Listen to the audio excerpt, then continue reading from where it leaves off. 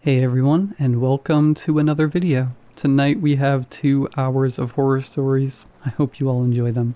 If you do, please be sure to drop a like rating. Liking the video is the easiest and best way to help out the channel. It ensures more people can see the content, and I just also appreciate it. Subscribing if you are new is also very much appreciated. We are currently less than 100 subscribers away from hitting 133,000, so if you want to help me get there, that is very much appreciated as well. Anyways, sit back, do whatever it is that you do to relax, enjoy the 2 hours of horror stories with no mid-roll ads, except for the one right after this intro. There will not be any more after that one. And as always, I hope you all have a great night. My hand is broken. I'm pretty sure about that much. The pinky is bent at an unusual angle at the knuckle, and the ring finger isn't far behind. The skin across my knuckles is peeled back in places with raw, dark meat showing through, and the blood has slowed to an ooze that pools in the creases of my palm and drips into the tile in a thin line. I did this to myself. I want to be upfront and clear about that. The door didn't do it. It just didn't open. That's the whole problem with the door. It just sits there in the frame like it's part of the wall.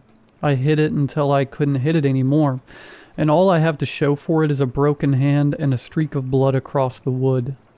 I should probably back up, though. The name on the deed, not that I have a deed to anything anymore, not as of about 4 hours ago, is Franklin Dale Marin. I go by Frank. I'm 50 years old, which means I'm too old to be sitting on a bathroom floor in a diner I've never been to before. I'm too old for a lot of stuff. I'm too old to be running too, but that's what I was doing when I pulled into the parking lot of this place. I was running from Briarwood. Specifically, I was running from my wife, Diane. Or I guess she's not my wife anymore. Not really. Not after tonight, and from our house. And from the kid, our boy, Bryce. 11 years old and built like a fire hydrant. I had 4 suitcases in the back of my DeVille. That's it. 11 years of being a father reduced to 4 suitcases. A few folded 20s in my pocket, with 1 earmarked for gas. I was going to Cancun. That's what I'd been telling myself anyway. That my father was buried somewhere down there and I owed it to myself. And to him. To go find the son of or find the place, or just find somewhere that was a long way from where I was. Cancun. As if you've ever been to Cancun. As if you even know the old guy made it that far. The voice in my head has been doing that all night. I've just been ignoring it. I found this place. No sign out front that I could read. Just a blinking neon thing in the window that might have said open, or might have said something else. About 5 miles outside of Briarwood. Just 5 miles. I didn't even make it 5 miles before I needed a drink. The parking lot was almost full, which surprised me. The inside of the place was nearly empty, bar a few stools. A TV on the wall with the sound on mute. The captions on the screen reading, "Unseasonable heat wave expected to continue throughout the week." Seemed about right for Oklahoma. I ordered a Campari, then another, and another. By the 4th one, the bartender cut me off, and I folded face first into the crook of my arms and passed out on the bar like the kind of man I always swore I wouldn't become. I dreamed. I don't want to talk about what I dreamed about, but it had to do with my father and a fire poker. And a sound I've only heard one time in my life. The sound of something going into something it shouldn't. You know the sound. Or you don't. I woke up and my neck ached, and there were more cars in the parking lot than when I'd come in, which made no sense, and the bar had fewer people. I didn't think about either one of those things hard enough, and that was a mistake. I asked the bartender for the bathroom. "Pass the machine," he said. There was a jukebox at the end of the bar, dark and not running. The kind with actual discs in its belly. I could see my reflection warped in the glass of it. 3 of me.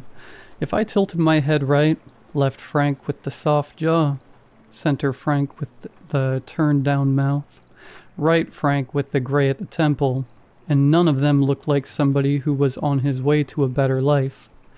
There was a smear on the side of the jukebox. Ketchup, maybe. Maybe not. The hallway smelled like mop water and urinal cakes. The bathroom door said gents in stenciled paint. I shouldered it open. 1 stall, 1 urinal, 1 sink. A mirror. A warped little postage stamp of a thing, glued crooked above the basin that showed me only the middle slice of my face. Eyes, nose, and the top half of my mouth. My eyes were bloodshot. The light overhead buzzed and flickered and buzzed some more. I stood at the urinal and couldn't go. My body does that sometimes when it thinks something is watching. I stared at the tile. Some joker had scratched a pair of tits into the grout. Underneath, in block letters, "Call Megan for a real good time," and a phone number. Megan. I knew a Megan once. 17 years old. Worked the overnight intake desk at Briarwood Hospital back when I was the night janitor. Skinny girl, hair always a different color, laugh like a cancerous grandma. She smoked out back with me on breaks, leaning against the dumpster, and one night she said, "Why do you always smell like cherry pipe tobacco if you don't smoke a pipe?" And I said, "My father did," and she just nodded, as if that settled it. She OD'd in the ER bathroom that same summer. I mopped around the chalk outline. The bleach pruned the skin on my hands for a week. You tell yourself you ain't responsible, but you remember every kid who dies within 50 yards of your mop, don't you?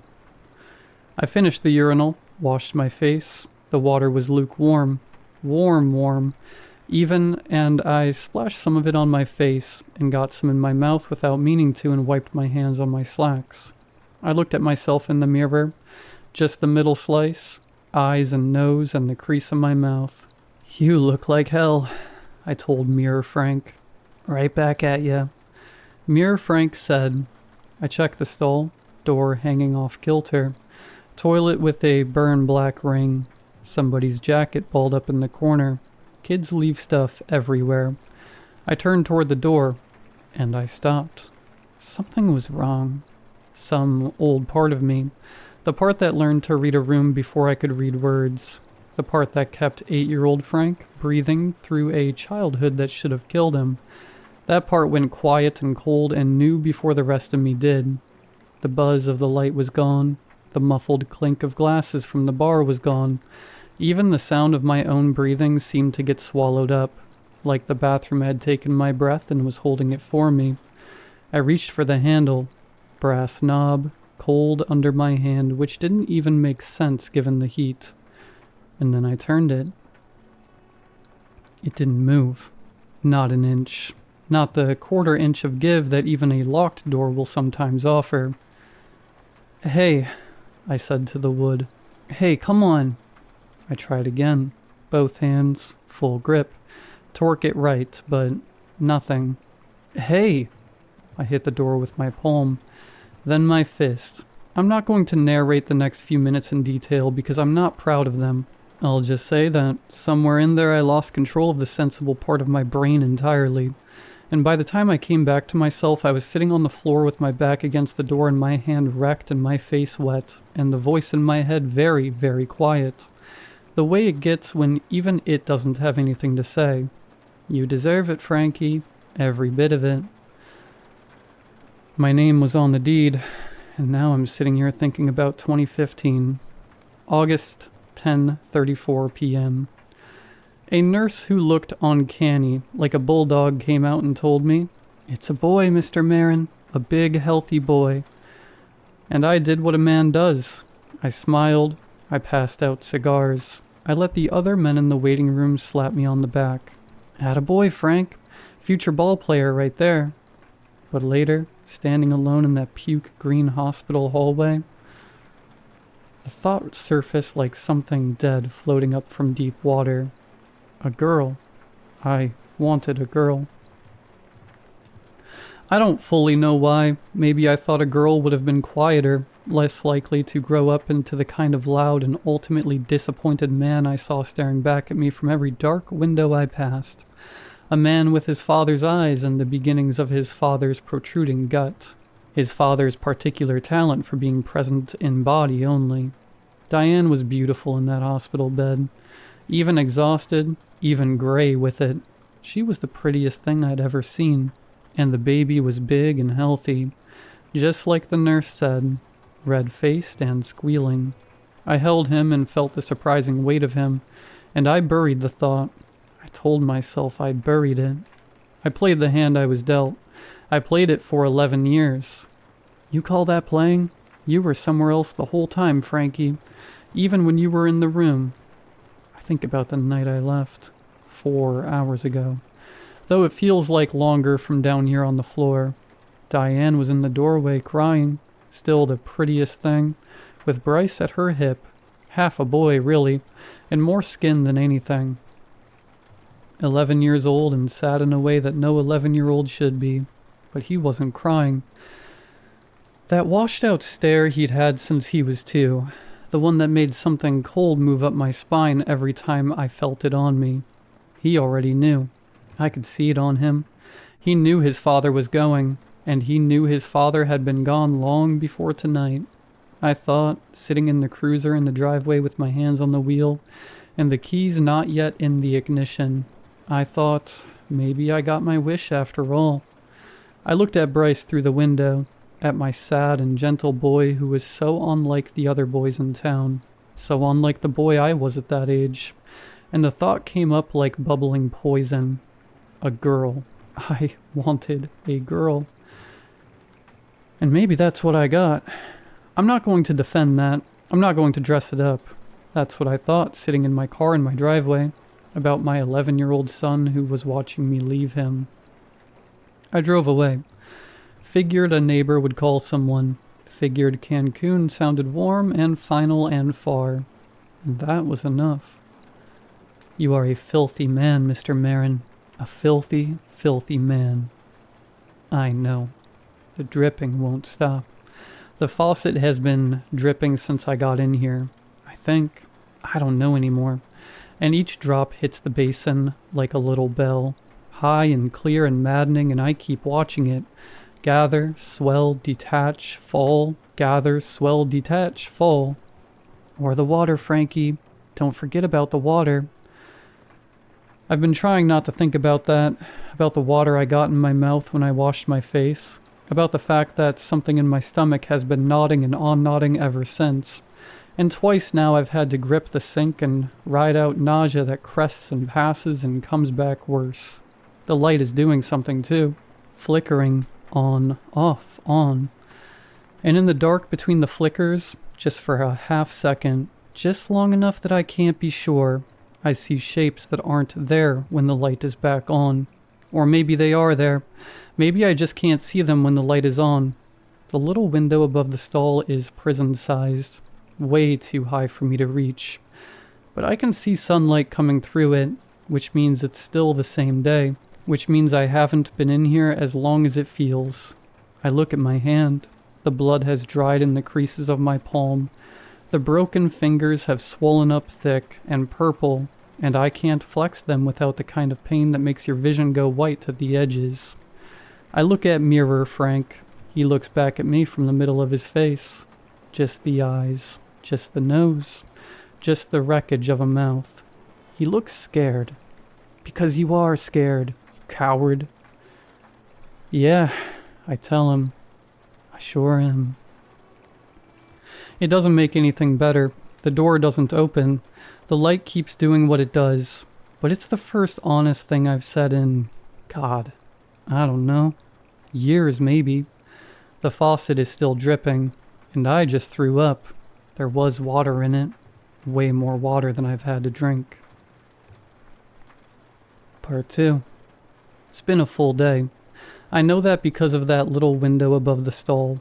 I can't see out of it, but I can see through it. Sort of. When light came through this morning, I knew it was day. Now it's a dark gray smear, and I know it's night. I've been in here a full day. My knee is bad now. Did something to it when I tried to stand on a trash can and jump up and see through the window, which, in hindsight, was one of the stupider things I've done in a life that has no shortage of stupid. Something went pop, pop when I came down wrong, and now every time I put weight on it, the kneecap grinds like a sandbag. So I'm limping. 3 limps from door to sink, 2 from sink to urinal, turn, 3 back. It hurts like hell, but it's all I've got to keep from going insane. My broken hand throbs in time with the drip. Drip, pain, drip, pain, drip, pain. I've been going through the jacket. Someone left it in the stall all balled up in the corner. This is the 4th time I've picked it up. I keep putting it down and picking it up because there's nothing else to do in here. And because I keep thinking I've missed something. And because at some point I stopped being embarrassed about how desperate it all is. It's denim. The patches tell me something about whoever owned it. A skull with roses growing through the eye sockets. A faded American flag, and stitched in red thread with the words, "Live free or die." New Hampshire. That was a New Hampshire thing, wasn't it? Their state motto or whatever. So this jacket belonged to someone from New Hampshire. Or someone who'd been to New Hampshire. Someone who'd sat in this stall and taken off their jacket and left it here and what? Left through the door that I can't open? I push this thought away before it angers me, and I check the pockets. Again, I've done the outer ones twice already and nothing. Not even pocket lint. This time, I try the inside pocket. The one against the chest, and my fingers find something. Paper folded up tight that I swear I couldn't feel before. I pull it out. Use my good hand and my teeth to get it open because the broken fingers on my right hand have swollen up purple, and I can't grip anything smaller than a doorknob with them. The paper is old and yellowed and signed at the edges. The writing is in pencil, erased and rewritten at least 3 times over, and I can see the ghost marks of the earlier attempts underneath the final version. 4 words. Don't drink the water. I stared at it for a long time. Then I look at the sink. Gather, swell, detach, fall. I already drank the water. I want to be clear-eyed about that. Not on purpose. I splashed it on my face last night when I first came in, and got some in my mouth. Just a little. Maybe more than a little. I rubbed my eyes with wet palms. I didn't think anything of it because why would I? It was a sink in a diner bathroom. It was just water. After you drank it, Frankie. After you took it inside you. My stomach has been doing something since then. Not pain exactly. More like a slow churning. Something that crests and recedes and crests again. Worse each time. My head feels stuffed. Thoughts moving like they're wading through a ocean current.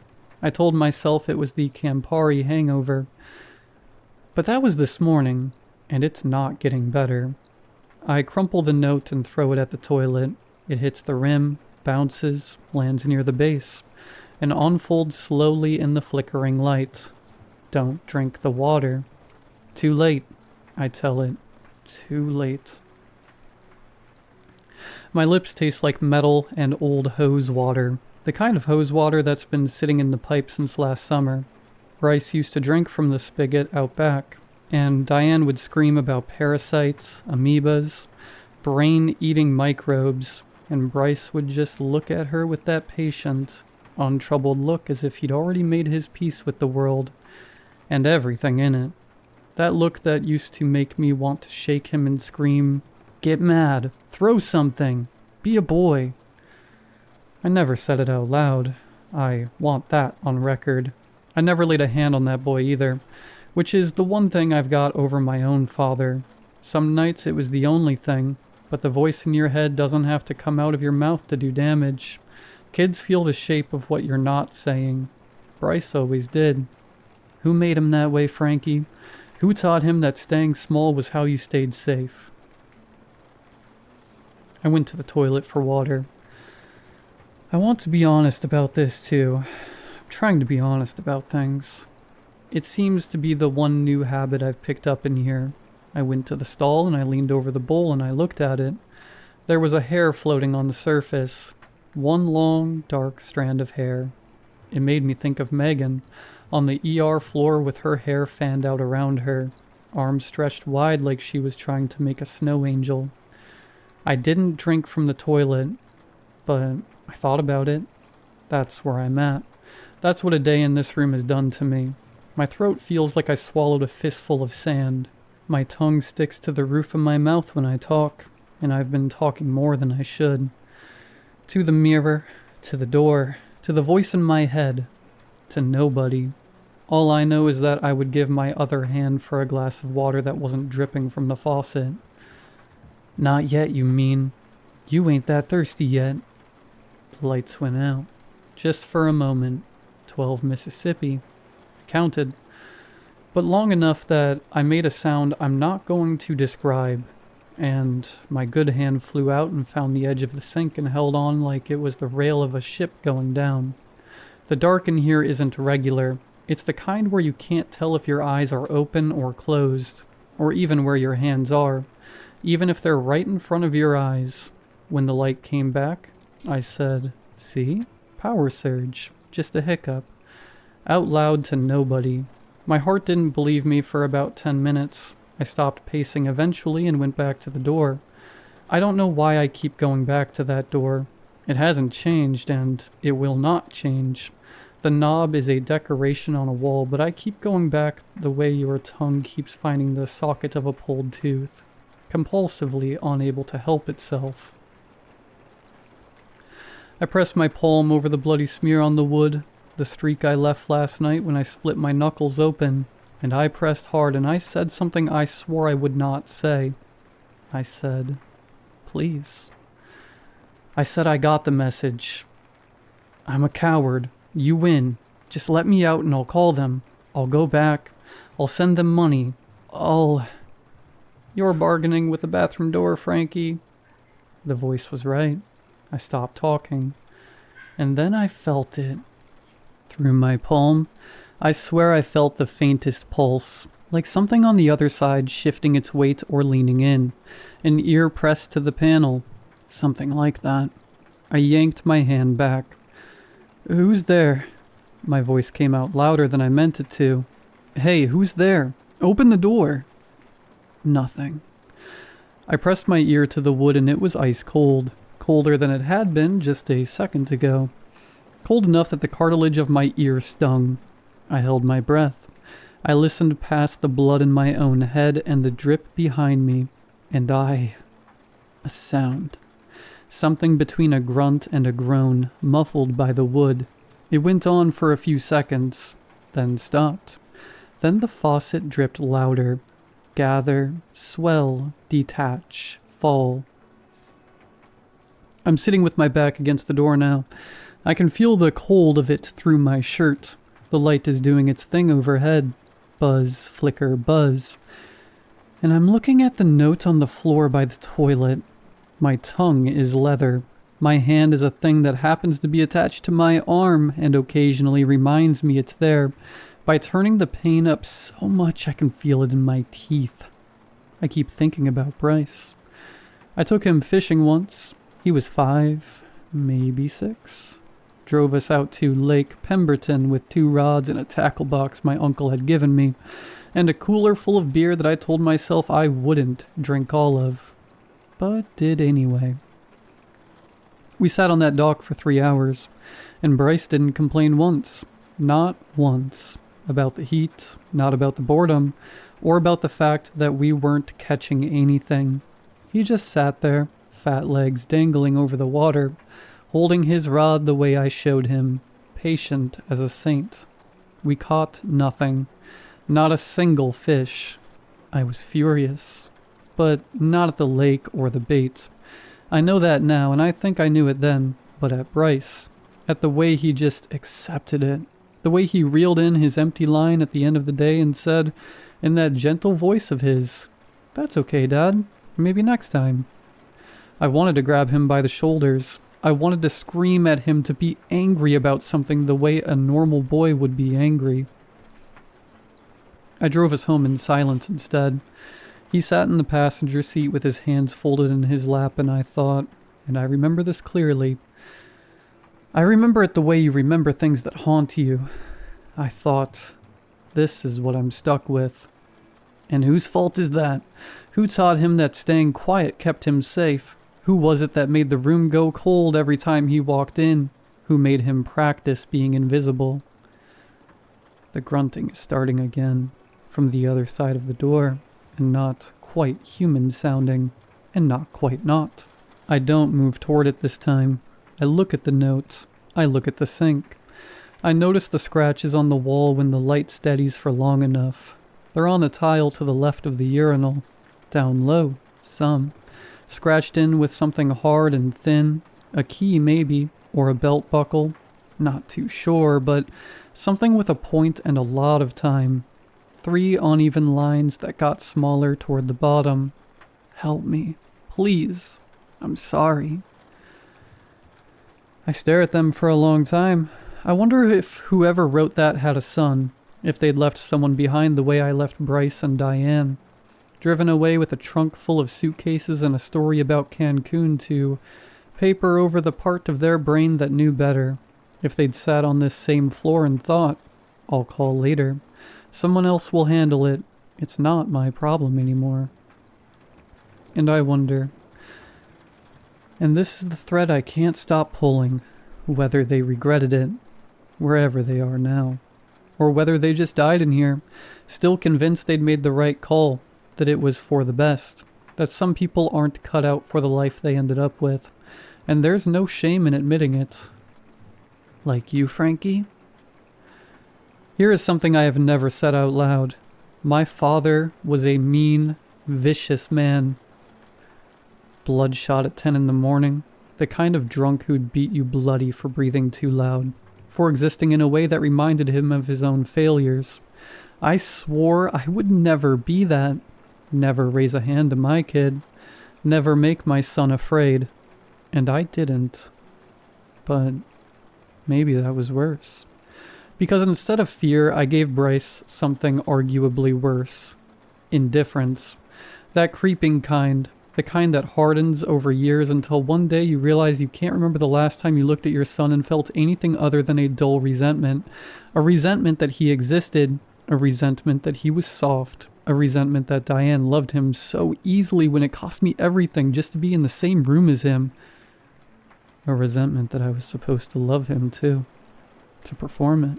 To take this sad and gentle creature the nurse had put in my arms and feel what a father was supposed to feel. You wanted a girl because you thought a girl would be easier to ignore. Admit it, Frankie. A girl would have been Diane's problem, but a boy you had to shape. A boy you had to turn into a man, and you couldn't do it. You didn't even try. I close my eyes. When I open them, I'm still here. I go back to the door because there's nowhere else to go. I press my forehead against the wood. It's warmer than it should be. Or I'm colder than I should be, which is more likely. The cold has been coming up through the tiles all day, into my shoes, into my ankles, like the floor is slowly drinking me down. October in Briarwood does this. Hot one day, cold the next. And the year we didn't replace the furnace filter, Bryce got bronchitis for 3 weeks. And I told Diane it built character, and she looked at me like I'd said it in a language she didn't speak. I breathe slowly. Breathing fast makes the room tilt, I noticed. My breath fogs the wood. I watch it. 3 puffs. 4. Little ghost clouds blooming against the chipped brown paint. There and then gone. There and then gone. And I count them because counting is something to do. And I have almost run out of everything else.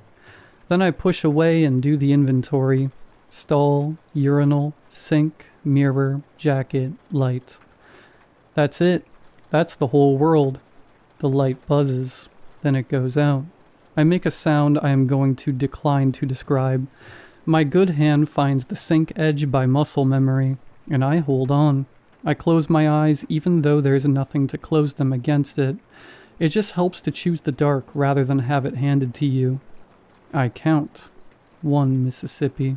2. When I was a boy and my father locked me in the hall closet, go in there and think about what you done. I counted in the dark. Numbers like rungs. Something to climb out of my life and run away. 12 Mississippi.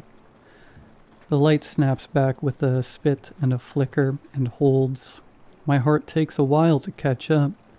The little window above glows yellow from whatever outside light is still out there. Parking lot lamp, maybe. The world still running its errands without me. And for some reason, that's the thing that gets me. Not the door or the water or the scratches on the wall. Just that yellow glow. Just the fact that it's out there and I'm in here.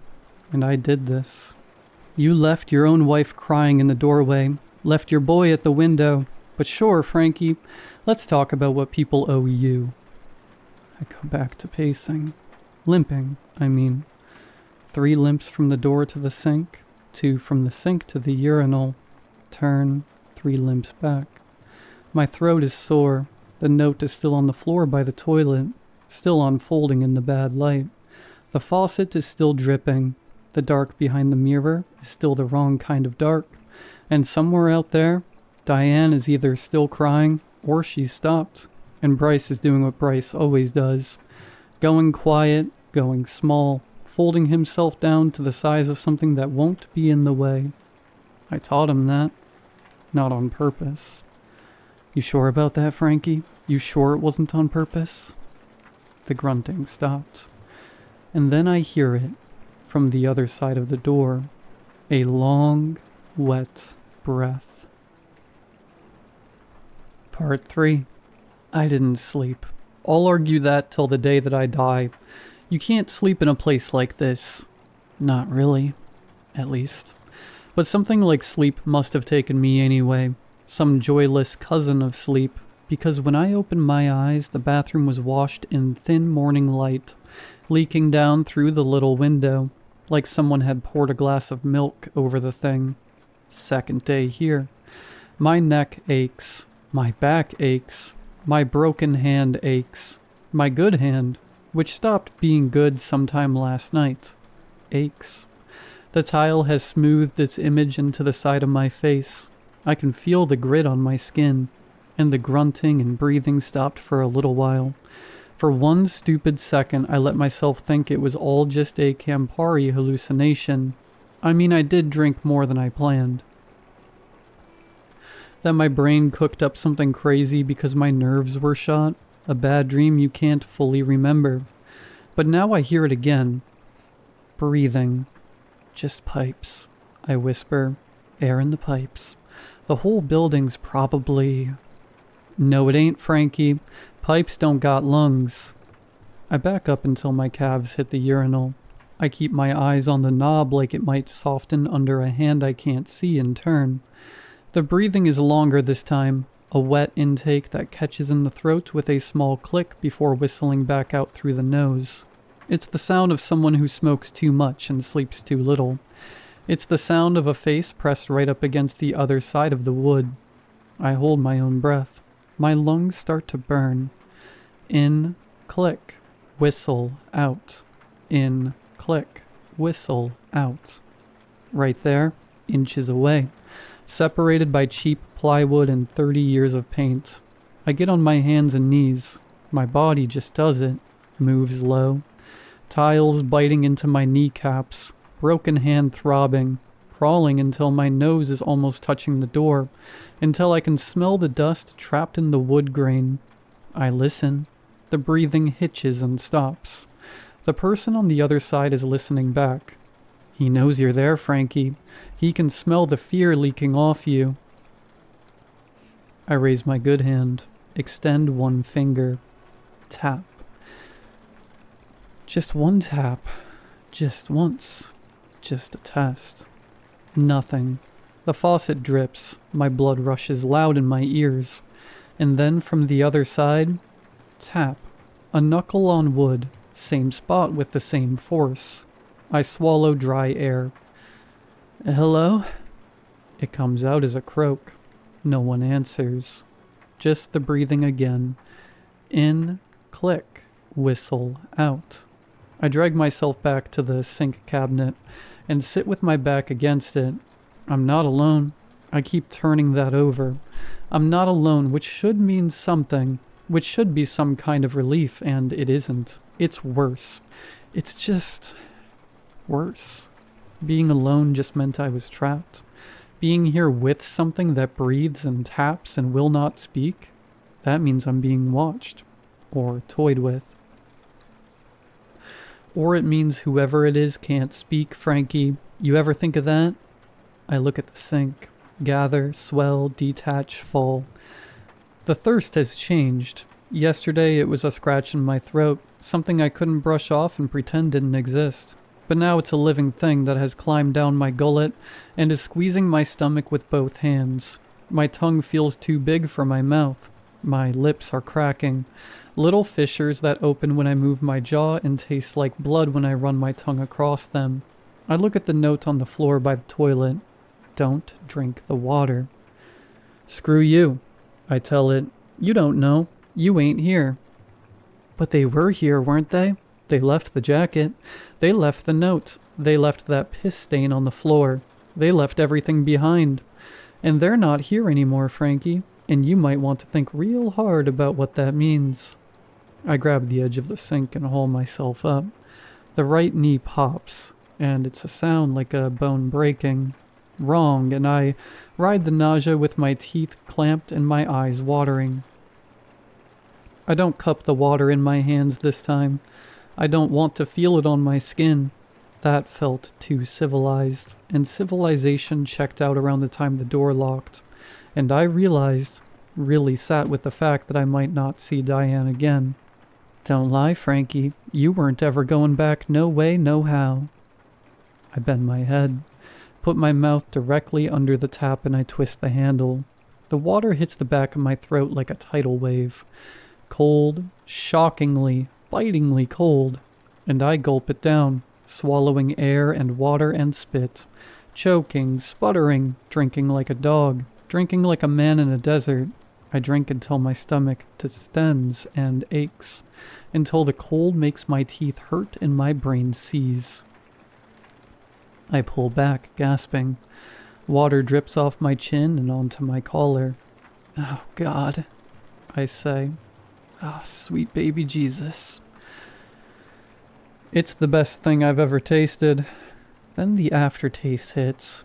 It blooms in the back of my tongue a second later. It tastes like the way the bog water smelled when I took the kid fishing. I wipe my mouth. I look at the water swirling down the drain. It was no longer brown, which was a sort of relief. But as I watch it swirl away, the room seemed to stretch, just for a hair. I blink and the sink looks normal again. Or, no, not normal. Not exactly. The drain spun too long, like the whirlpool was taking its sweet time, as if the water didn't want to go, as if it was being swallowed by something deeper than just rusted pipes. The chill in my stomach turns. Something thick drags itself down behind my ribs. Oh, hell, I whisper. Shouldn't have drank it, Frankie. Boy, you shouldn't have done that. I back away from the sink and hit the wall. I don't remember it being that close. I press my palm to the tile and try to breathe slowly, the way the doctor told me when the palpitations started 3 years ago, and I told Diane it was nothing, and she didn't believe me, and she was right. I close my eyes, I open them again. The grout lines between the tiles are curving inward, or they were always curving, and I'm only now seeing it, bowing towards the center of the room. I put my hand to my forehead. Hot or cold, I genuinely cannot tell which. Sit down, I say it out loud. Just sit. It's water. It can't be. But instead of sitting, I grab the trash can again to try to see outside. I needed to see outside, to get someone's attention so they could let me out. I dragged it across the tile and the wheel screamed the whole way, loud enough that I almost stopped due to the pain in my ears. But only almost. I pushed it against the wall and climbed up. I steadied myself and went to jump, but the plastic lid bowed under my weight, and my foot slipped. I came down hard, and the right knee twisted sideways, and then it buckles out from under me like cardboard, pain detonating up both thighs, and the room swims, steadies, swims. I'm sweating. I'm shaking cold. The distinction between the two has stopped meaning anything. I try to crawl back toward the stall, and I cannot move my right leg. Have to drag it. Dead weight, stiffening. The joints swelling around whatever I did to it when I tried to jump for the window. And the pain is... Oh God, it's locking. The knee is locking up. It won't bend. It won't bend, and the pain is white. It's searing, climbing up my thigh like fire, like acid, and I can't move. I can't even try without the whole leg seizing up, cramping, screaming, and what if it's permanent? What if I tore something that doesn't heal? What if I'm stuck in here with a dead leg and... The thought snaps off. The room swims, then steadies, then swims again. Black. Part 4. I come to with my cheek pressed against the tile, tasting grout.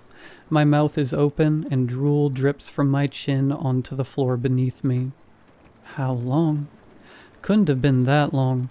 The light is still doing the same death-rattling flicker. The faucet is still... Gather, swell, detach, fall. I push myself upright using the good hand, the good leg, the good everything else I have left that isn't broken or close to it, and I slump against the stall door. My right knee screams when I try to shift any part of my body. Something went very wrong in there during the fall. Something very, very wrong. You're falling apart, Frankie, piece by piece. Nobody's coming to put Humpty Dumpty back together again. The sound behind the door has gone still again. No breathing, no tapping. God, the quiet is worse than the noise was. Quiet means waiting, and what in the hell is it waiting for? For you to get thirsty again, for you to get dumb again. I swallow, my throat is already dry again. I run my tongue against the roof of my mouth and it rasps. Scrapes, like the water I drank didn't quench anything, just wrung me out like a sponge and left me emptier than before. I look at my hands. The good one is shaking visibly. The broken one just throbs, matching the faucet's drip. Gather, swell, detach, fall. Gather, swell, detach, fall. The panic won't stay down. I squeeze my eyes shut and try to breathe slowly, try to talk it back from the ledge. But the panic is tenacious. It reminds me of this waterproofing salesman who used to come round Jose Grove when I was a kid. Gil Guntherson. You could slam the door in Gil's face. You could turn the porch light off. You could threaten to let the dog loose. Call the sheriff. Hell, you could threaten to shoot him square in the jaw. And Gil would just stand there, sweating through his cheap polyester suit, smiling that sleazy smile, waiting for you to crack. That's the panic. It's Gil Guntherson, just sweating on, pooling in my brain, and thinking about sweat. God, am I sweating? A cold and slimy filth like I've been dripped in lard. Makes me think about the summer of '94. A week in August, I picked up some cash working off the books for Levesque's septic company, the Honey Wagon it was called, though there was nothing sweet about it. It was 104 degrees in the shade, a heat that sat on your chest like a fat aunt, and Levesque had taken a job in Briarwood at the estate of some textile heir who hadn't pumped his tank since Truman fired MacArthur. I remember the smell before anything else, before the truck stopped rolling, before we even popped the lid. You could taste it, and it wasn't just crap, let me tell you. Crap is honest. Crap is biological. This was something else. This was a fermentation, a A soup of bleach and drain cleaner and human waste and lye that had been cooking underground for God knows how long. Levesque, a man who had no nose left to speak of and smoked unfiltered Camels while he worked, handed me the pry bar. "Pop her open, Frankie." I jammed the iron under the concrete lid and I heaved, boots slipping in perfectly cut briarwood grass, and the seal broke with a sound like a sloppy kiss. Schwuck, and the lid slid back. I didn't throw up. I was proud of that. I really was, but I wanted to. There was a solid 3-inch crust of gray-brown matter hardened over the top of the tank like the skin on pudding. It rippled when the light hit it, and right in the center of that crust, stuck fast, was a pristine white plastic comb. Just a comb. Probably dropped down some toilet in the 50s by a kid who never thought about it again. I stood there staring at it. I couldn't stop. I was thinking about the journey it had taken, from a marble bathroom counter that probably smelled like lavender, down the porcelain throat, through the dark twisting pipes, all the way down to this tomb. And it was still white, still perfect, floating on top of a literal ocean of rot, refusing to sink, refusing to be stained, refusing to be taken. I remember wanting to reach down and pluck it out, not to keep it, Christ, no, just to see if I could separate the clean thing from the dirty thing without falling in myself. "Quit staring at the turds, kid," Levesque barked. "Hook up the hose. We got sucking to do." I hooked up the hose. I spent 6 hours inhaling that air, 6 hours listening to the slurp, chug, slurp of the pump eating through the crust. When we were done, when the tank was empty and the check was signed, I went to the spigot on the side of the rich man's house to wash my hands. The water came out ice cold. I drank it straight from the tap, just like I did at that sink. Mouth under the metal, gulping until my belly was tight as a war drum, and for a second it tasted like heaven. Like salvation. But on the drive home, sitting in the cab of the honey wagon with the windows down, I burped, and it tasted like the tank, like the gray crust and the bleach and the rot, as if the air I'd been breathing all day had saturated my blood, as if the water had just rehydrated the sewage coating my throat. I pulled over and retched into a ditch, but the taste didn't go away, stayed with me for a week. Every time I drank water, I tasted the crust. Every time I swallowed, I felt that white plastic comb bobbing somewhere in my stomach. And you taste it now, don't you, Frankie? I do. I taste that comb. The water from the bathroom sink is sitting in my gut, heavy and sloshing, and the aftertaste is rising back up my esophagus. Not the septic tank, exactly. Though it's got hints of that, yeah. It tastes like wet fur. Shouldn't have drank it, I mutter. I squeeze my eyes shut and try to push the image of the white comb out of my head. But the image changes. It's not a comb anymore. It's a hand. A small, unformed hand, floating on the surface of the black water in my stomach. I gag, a dry heave that bends me double, but nothing comes up. Just air. Just the taste of wet fur. And then the breathing starts again from the other side of the door. It sounds more like a machine now, an EKG hissing behind the wood. I push myself upright, back sliding up the stall until I'm sitting straight, legs splayed out on the checkerboard floor. The movement makes my head swim, but I ignore it. Something new has arrived, louder and more demanding than the thirst or the fear. The itch. It starts in my fingertips, the good ones, of course, and crawls up my wrists, tightens the skin around my jaw. I pat my shirt pocket. Flat. I pat my pants. Nope. Nothing but car keys and a gum wrapper. I need a smoke. I need a smoke so bad my teeth hurt. Other things hurt too. All of me hurts.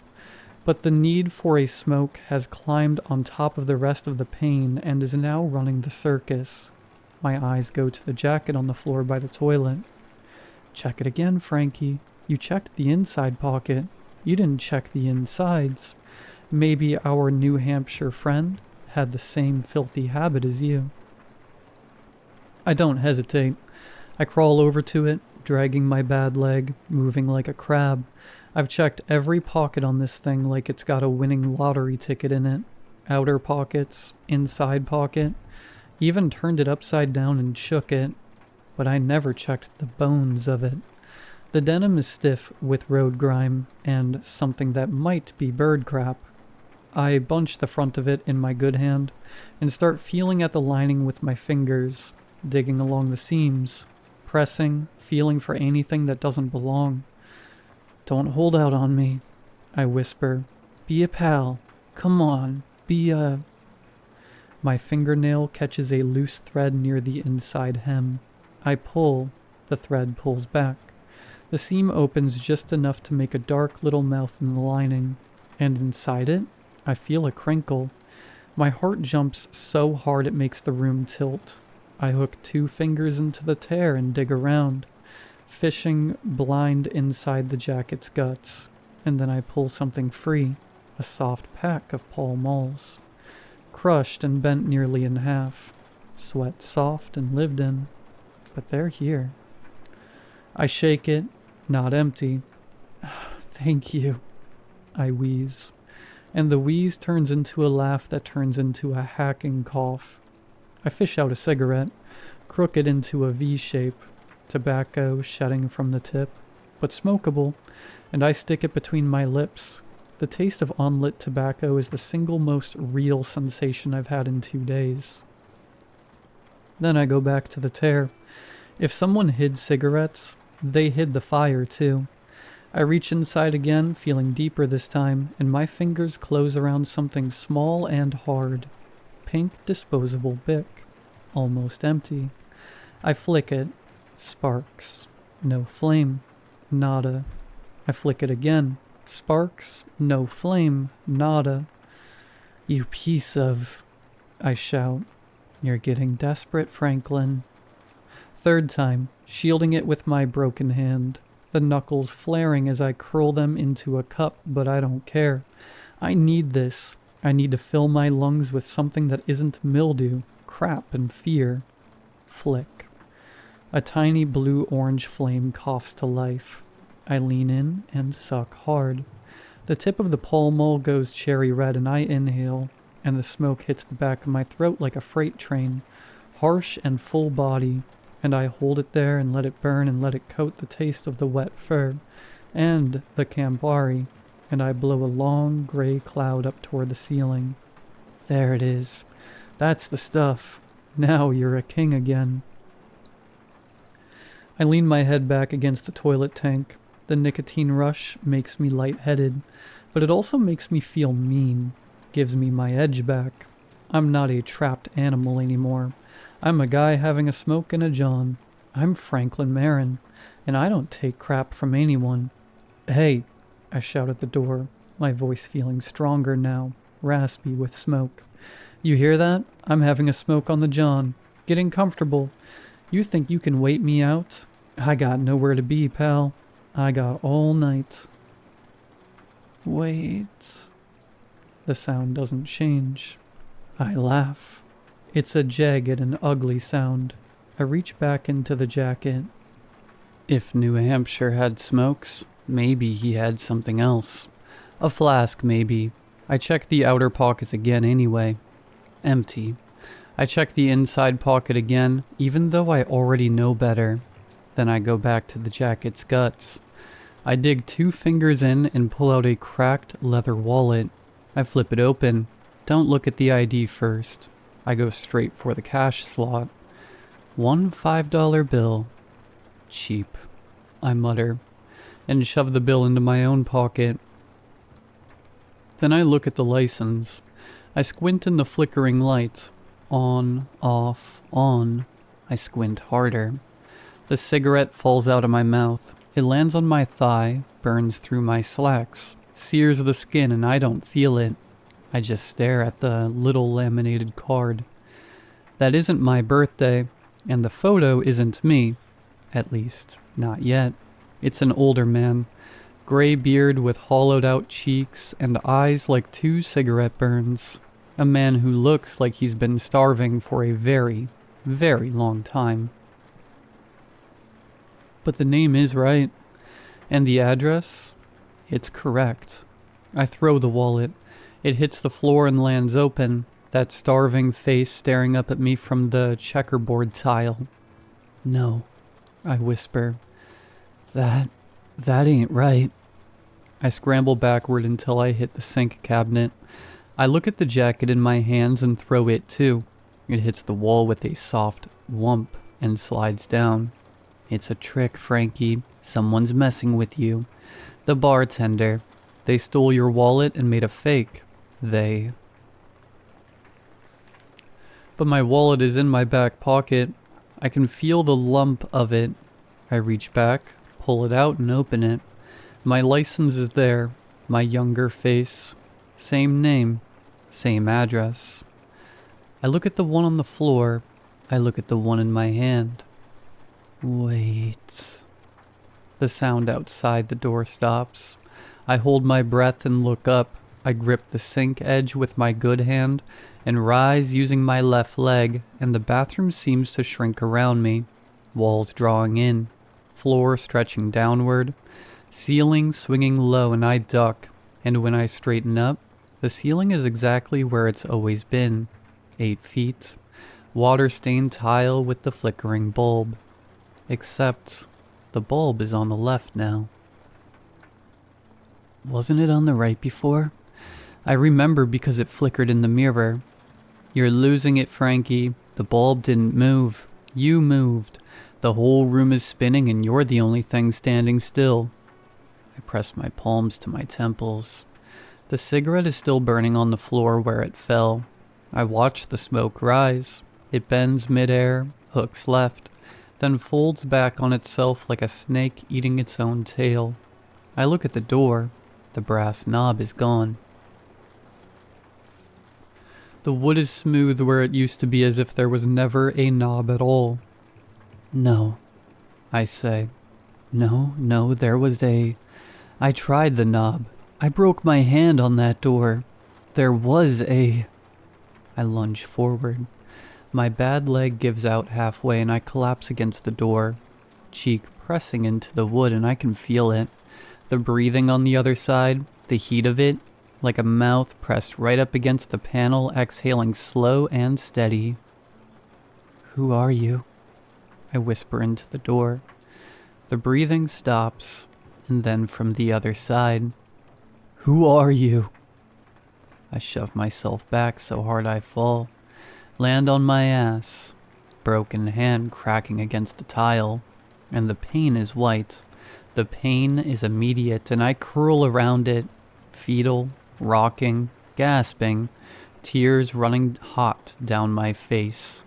When I look up, the door has a knob again, a different knob, glass or crystal maybe, faceted, like something from a fancy hotel or a funeral home, and inside it, suspended in the glass like a fly in amber, is a tooth.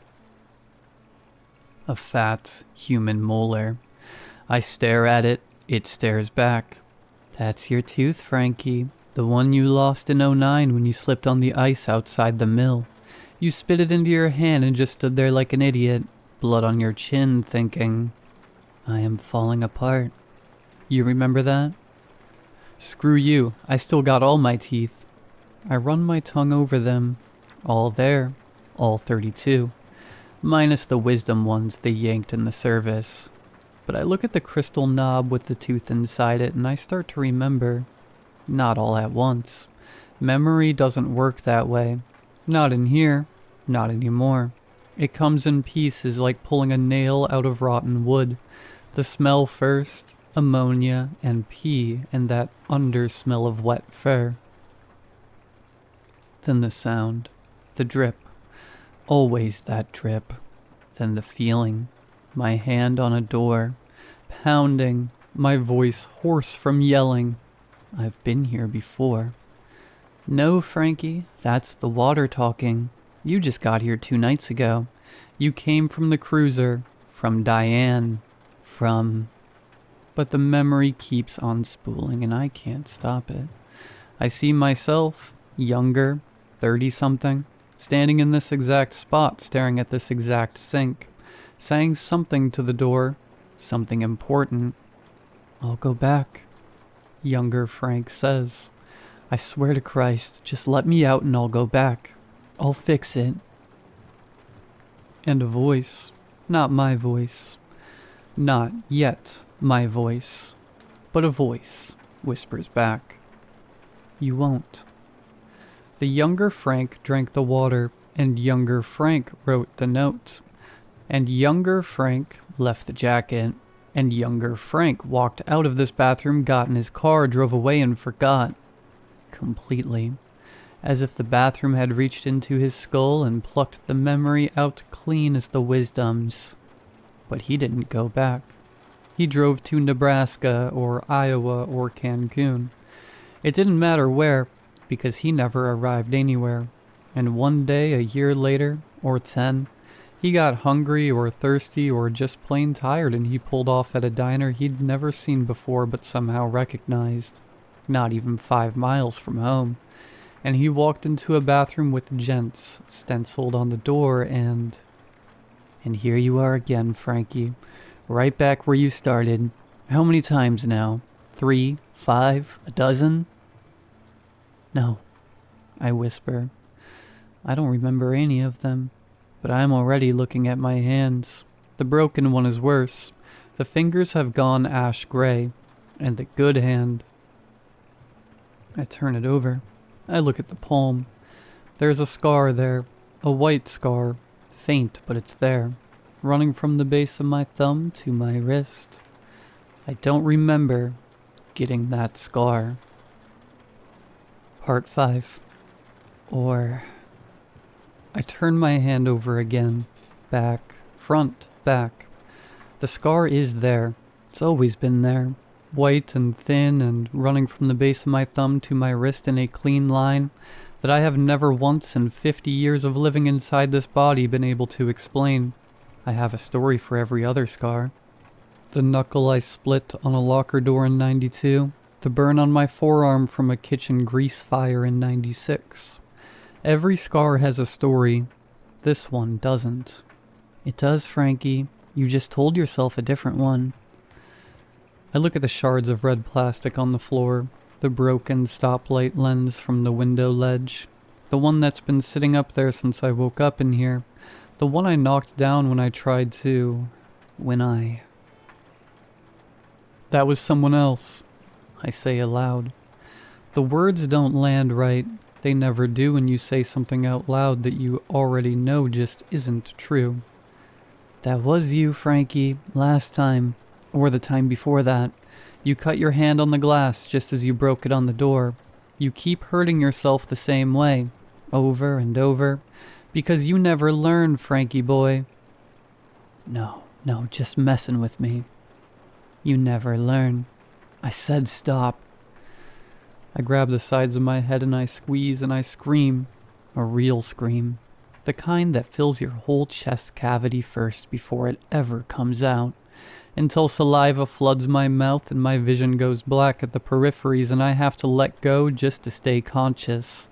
The bathroom keeps existing around me, uncaring and as patient as a headstone. My breath comes back in pieces. I wipe my mouth with the back of my good hand. It's shaking. Has been shaking for... God, how long now? Hours? Maybe longer? Maybe it's been shaking my whole life and I only just noticed because there's nothing left to do in here but notice things. You're losing track of time, Frankie. That's what the water does. Time gets slippery, slides right through your fingers like crap through a goose. I finish for it. I laugh and it sounds wrong. More of a wheeze or a gag or something a sick animal makes when it's trying not to keel over and die. I look at my hands. The broken one is much worse. The swelling's gone down some, which should be a good sign, but it isn't. Because the color underneath is all wrong now, turning a deeper gray purple. That shade of old bad meat. I try to wiggle my pinky. Nothing. I try again. I send the signal down deliberately, the way you do when you're concentrating so hard on a physical task you can almost feel the individual nerves like wires. Move. Move, you son of a... Move. Nada. It's dead, Frankie. That finger's dead. Rest of the hand'll follow. Gangrene sets in fast when you're sitting in your own piss. Give it another day and you'll start smelling it. That rot. You know the one. I do. I worked a double at Jose General in '05, maybe '06. The years blur together when I try to look at them directly, mopping the 3rd floor. It was August, specifically. The end of August, so it was the kind of heat that doesn't quit at night anymore. They wheeled someone in from a car accident on Route 9. Someone who'd been sitting in a vehicle for 3 days before anyone noticed the car pulled off in the breakdown lane. 3 days in August. The smell got into the ventilation system, into the walls, into the fibers of my uniform, and I drove home with the windows down the whole way, and it didn't matter. Diane made me strip on the porch, made me hose off in the backyard, in the dark like a dog, before she'd let me cross the threshold, and even then, she kept a window open. I remember standing in the backyard in the dark, wet from the hose, watching the yellow light in the kitchen window, and thinking about how far away it looked, just how small everything seemed. That's not the smell you're thinking about, though, is it, Frankie? I clench my jaw. It is. It isn't. You're thinking about the other one. That one from the trunk. There was no trunk. The cruiser, summer of '05. You remember, Frank. You remember what you put in there. You remember how long it took before you... I press the heels of both hands against my eyes until I see stars. There was nothing in that trunk. I shout. Nothing. I didn't. But you did. And you remember the drive. How long did it take, Frank? 2 hours? 3? All the way out to the quarry with the windows down. Trying to air it out. Trying to convince yourself it was just roadkill you'd driven past. Just something dead and rotten on the highway that had gotten stuck in the undercarriage. Shut up. Stop. Can't stop, won't stop. The rock's at the bottom. You know how deep it is out there? Past the swimming area? Out where the signs say, no diving, deep water? You know what's down there. It was dark. My voice is a whisper now. I couldn't. It was dark and I couldn't see what I was... My breath is coming in more rapidly now. My chest feels too tight and I can see it. Can see myself standing at the edge in the dark. The splash so small, so quiet in the loudness of the night, swallowed up by all the black water. No, that was someone else. That was a dream, or that was... You wore gloves, the yellow ones, Diane's kitchen gloves from under the sink. You remember putting them on, Frank.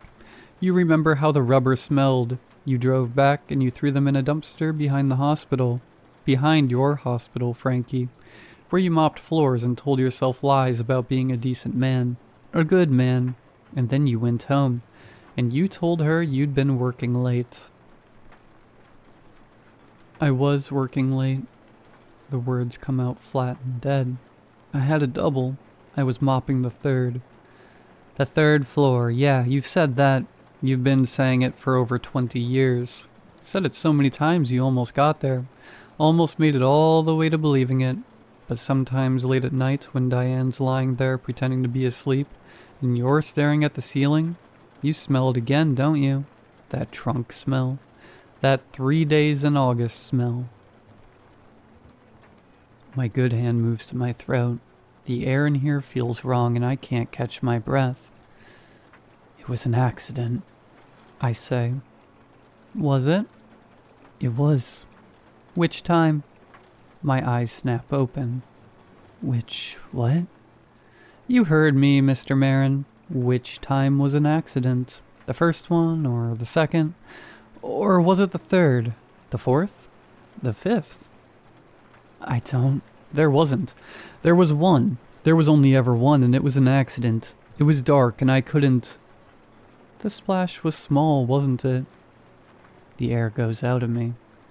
You always think about the splash, but not the drive or the gloves, not the weight of it. Though that surprised you too, didn't it? Just how light.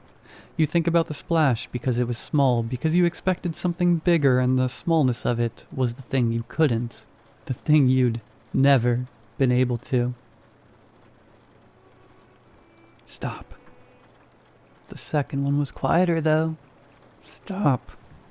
The third one? You didn't even get out of the car for. You just opened the trunk and... Stop it. Stop. There was only ever... The shoes, Frank. I make a sound I have never heard myself make before in my entire life. Something that isn't a word, but rather comes from a place in me I have spent 30 years building walls around. You keep the shoes. Did you know that? Every time you come back here, the water shows me the shoes. Little things. 2 pairs with Velcro straps. One with the laces tied in a double knot, the way a mother would do it. Still in the trunk of the cruiser. In that locked metal box under the spare tire. You told Diane you kept the jumper cables in. You remember exactly where you put them. And you don't know why you kept them. And I think, if you were honest, if you could be honest about even one thing in your miserable life, you would know exactly why you kept them. I'm on my hands and knees on the tile, and I do not remember getting here. I can feel the cold of the floor through my palms, and my dead hand is screaming, and I cannot breathe. I cannot get air in past whatever is sitting on my chest. Whatever has been sitting on my chest since 2005 or 2006 or whenever it was the first time I drove out of the quarry with Diane's yellow kitchen gloves on my hands and told myself lies in the dark. They were already... The sentence collapses. Go on, Frank. Finish it. Just once. Say what you did. Not to me, I already know. Say it to yourself. Say it out loud and proud in a room where there's nobody left to protect you from it. I open my mouth, but nothing comes out. 50 years and not a single word comes out. That's what I thought. And then, silence. The faucet drips, gather, swell, detach, fall. I am on the floor of a bathroom in a diner I don't remember pulling into, with a dead hand and a scar I can't explain, and a locked metal box under a spare tire, and I have been a lot of things in my life. A son, a husband, a father, a janitor, a coward. But I have never said the word out loud. Not once. Not in 50 years. I don't say it now. And from the other side of the door comes a sound I haven't heard before. Weeping. Quiet. Decades-old weeping. The sound of a person who ran out of hope so long ago that they don't even remember what hope felt like. I know the voice. I have always known the voice. I press my back against the wall and I pull my knees to my chest. And I sit there while the person on the other side of the door cries, and I do not move. And I do not speak. And the faucet drips in the silence. Gather. Swell. Detach. Fall. Part 6. The final part. I know the voice because it's mine, not my voice as it is now. All ragged and cigarette ruined and 50 years of crappy decisions worn into the grit of it all. But my voice from before, the voice I had when I was young enough to still believe that wanting to be a decent man was the same thing as being one. Younger me, 30-something me. The one who stood in this exact spot and made a promise to a door, and then broke it so completely that he forgot he'd ever made it. He's been in here since then. The thoughts all arrived the way the worst of them always do. as a fact you've known for a long time and have simply chosen to ignore. He's been in here since the last time, since the time before that. Every version of me who ever walked through that door and drank the water and could find his way out has been here, stacking up on the other side of that wood like sediment, like the gray crust on Levesque's septic tank, adding another layer every time the man on this side of the door decides to get back in his car and drive away and forget. I did this. Me. I did this to myself. Came back and came back and came back because I never actually left. You can't leave a place you never stopped running from, and I have been running from the quarry and the yellow kitchen gloves and the sound of the black water when it's swallowing something. And I have been running for over 30 years.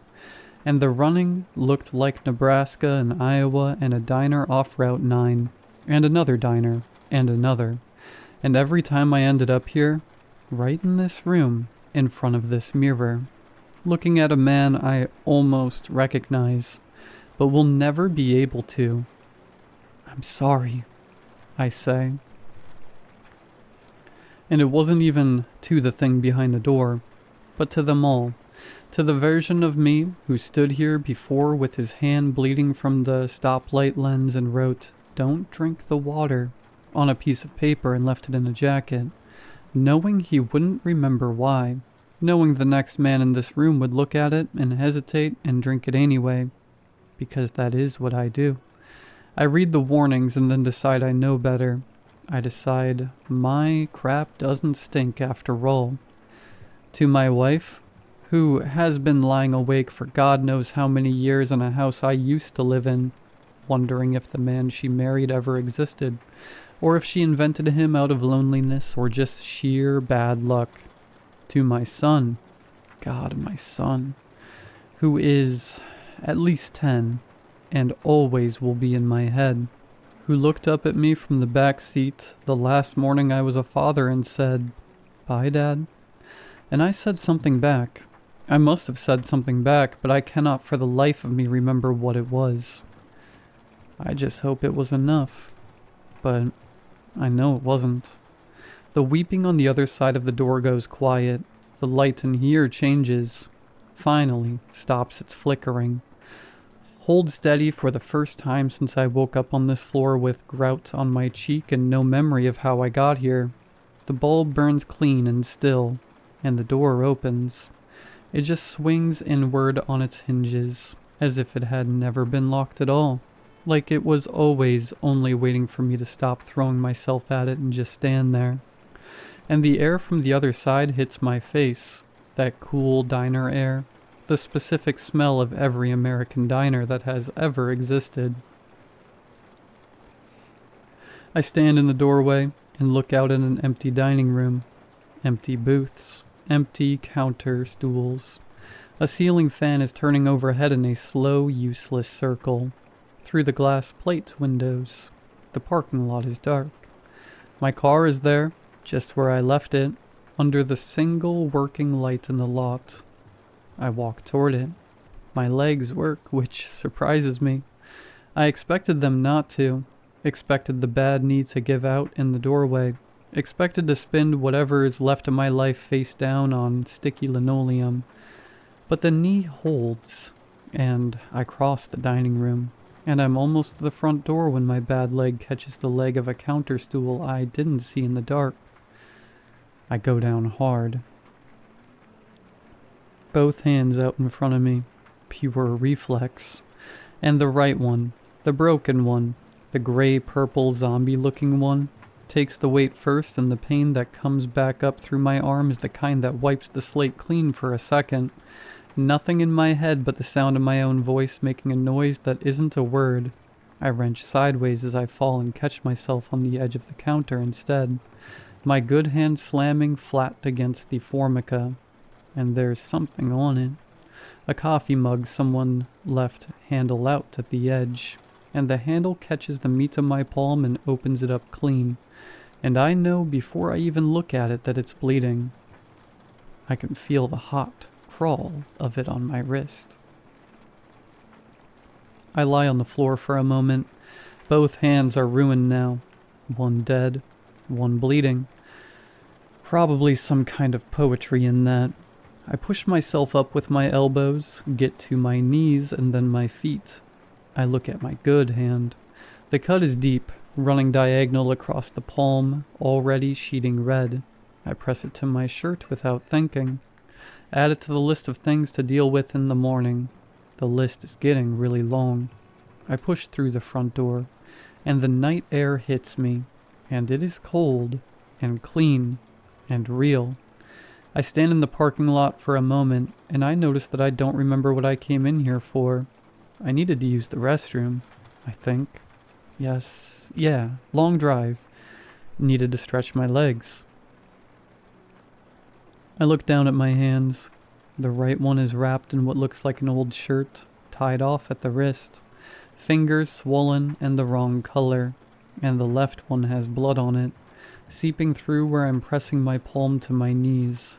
I must have caught it on something on my way out. I should get both of them looked at. I should. I was going somewhere. I was driving somewhere. I stand next to the car and try to find the shape of the thought, and it isn't there.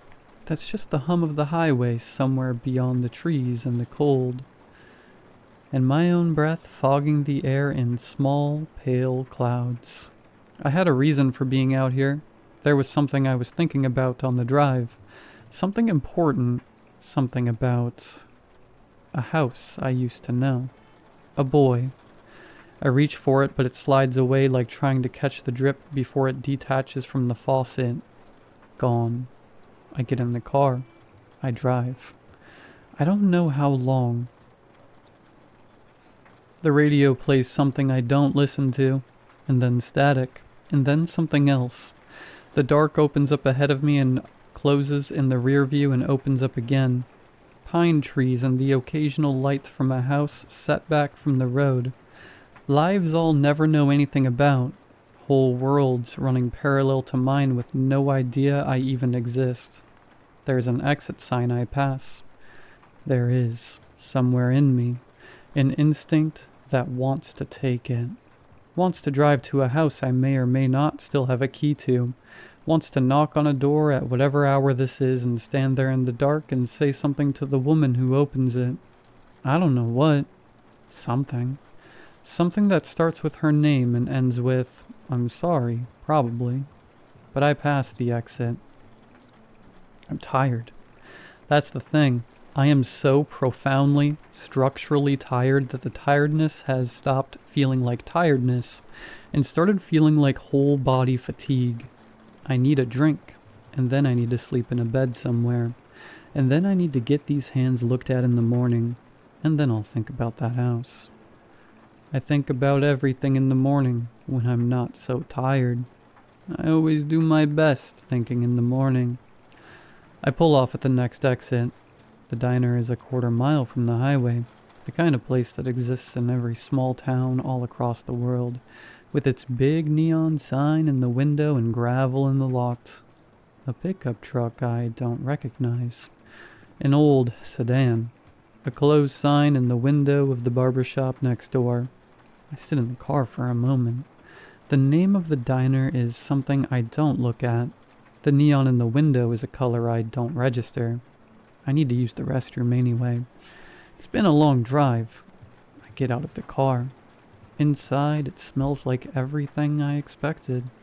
Beer and fried food and decades of spilled drinks absorbed into old wood. Honest smells. The smells of ordinary people having an ordinary night. A woman at the bar turns to look at me when I come in. The bartender, young, with a face I probably won't remember by morning, looks up and nods. His eyes drop to my hands. A flicker of something. He doesn't say anything about it. Restroom? I ask. Back of the house, he says. Already looking back down, past the jukebox. Hang a right. I nod and start walking. The jukebox plays a song I recognize from somewhere I can't place. The hallway past it is narrow, the kind that forces you to turn sideways if someone's coming from the other direction.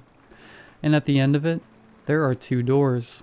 One on the left, one at the end of the hall. The one at the end of the hall has a word on it. Gents. I put my hand on the knob. The cut in my palm presses against the cold brass. It stings, but I turn it. The door opens. And that was 2 days ago. Or 3. I'm not really sure anymore. The light has been flickering and the faucet won't stop dripping. My right hand has gone a color that hands aren't supposed to go. And my left one is crusted shut where the cut stopped bleeding sometime yesterday. The door doesn't open. I've tried the window. I've tried screaming. There's a jacket on the floor that isn't mine. Some old denim with a patch on the shoulder that says something I can't read in this god-awful light. And in the inside pocket there's a folded piece of paper. I haven't opened it yet. I don't know why I haven't opened it. I think I'm afraid of what it says. Earlier today, I started hearing breathing from the other side of the door. I'm posting this from my phone. The signal is bad and getting worse. I don't know if this will go through, but I don't know if it matters. I'm so thirsty. There's a sink and the faucet just started running on its own. But I'm not going to drink from it. Sure you won't. You never do.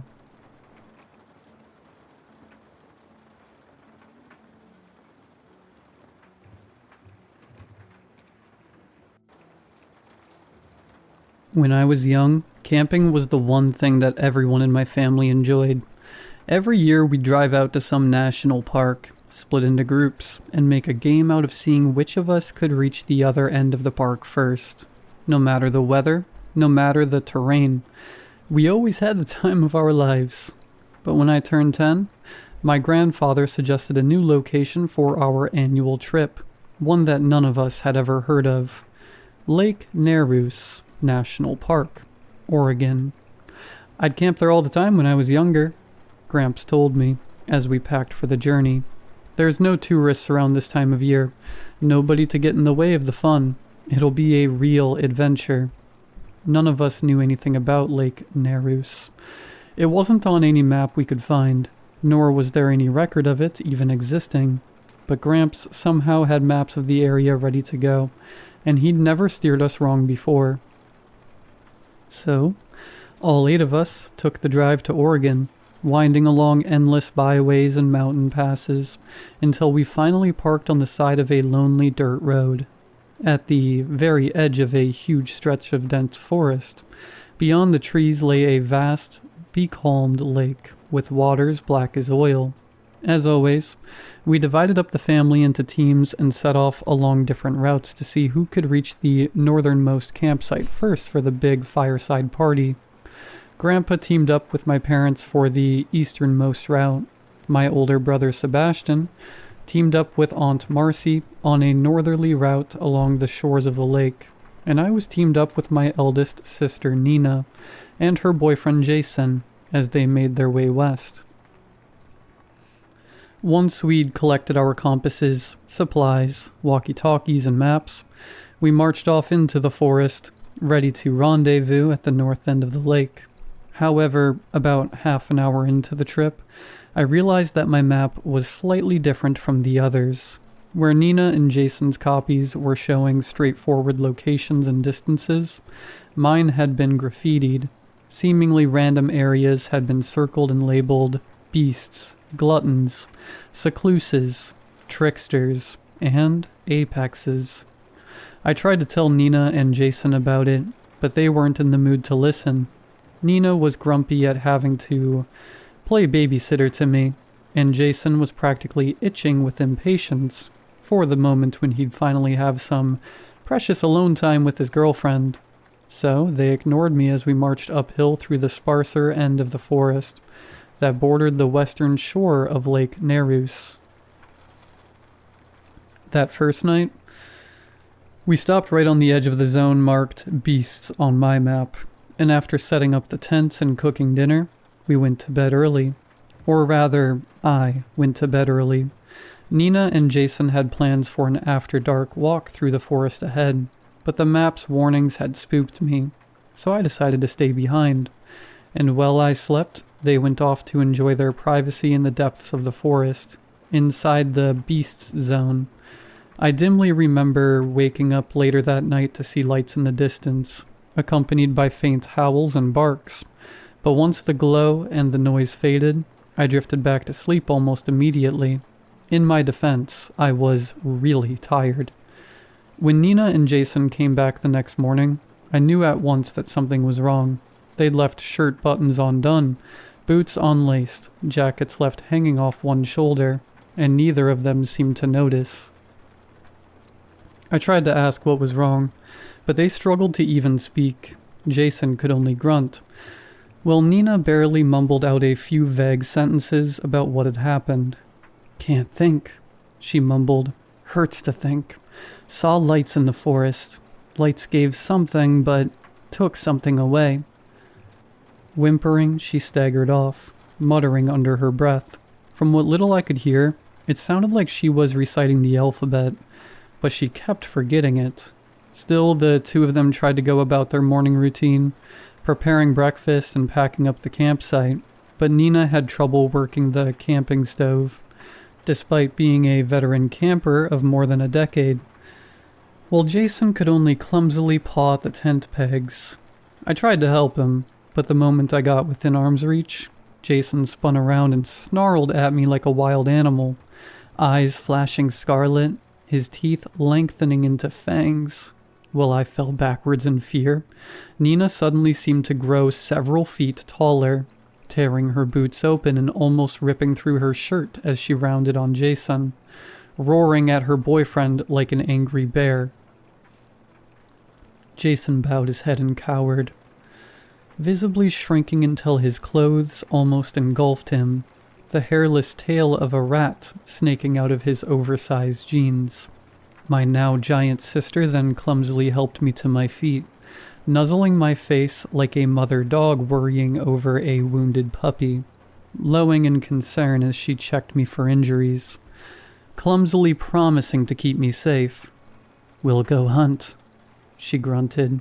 "We'll bring food. You stay. Not safe out there." And without another word, she shrugged out of her ruined clothes, shrank into the form of a hawk, and flew away. Behind her, Jason expanded into the shape of a fox, and took off after her with a garbled shout of, "Wanna come too?" I was left sitting alone by the tent, quivering in fear, calling for help on the walkie-talkie, without hearing a single response for the next half an hour. Eventually I set off in the opposite direction, hoping to track down one of the other family teams. I didn't know how they could help Nina and Jason, but I wasn't thinking that far ahead. All that mattered was finding help. As I left, I could see vultures watching from the branches above me, and all of them had human faces. It took hours for me to return to the starting point, and even longer to find Sebastian and Marcy's planned route. But I somehow managed to find their temporary camp on the eastern shore of Lake Nerus by 4 in the afternoon. The place was deathly silent, with no sign of my aunt and older brother to be found except for their untouched backpacks. About the only thing missing from their belongings was the spy novel that Sebastian had been reading. A quick look at the map confirmed that the two of them had made camp right between two of the marked zones. The Secluses zone in the forest bordering the eastern shore, and the Glutton zone in the shallows of the lake itself. Just as I was starting to panic, I remembered that Aunt Marcy had always liked to swim after a long journey, hoping that she'd decided to take a dip in the lake to cool off from the hike. I made my way to the shore and called out to her at the top of my lungs, praying that at any moment I'd see Marcy striding out of the lake, maybe a little surprised to see me, but otherwise unchanged.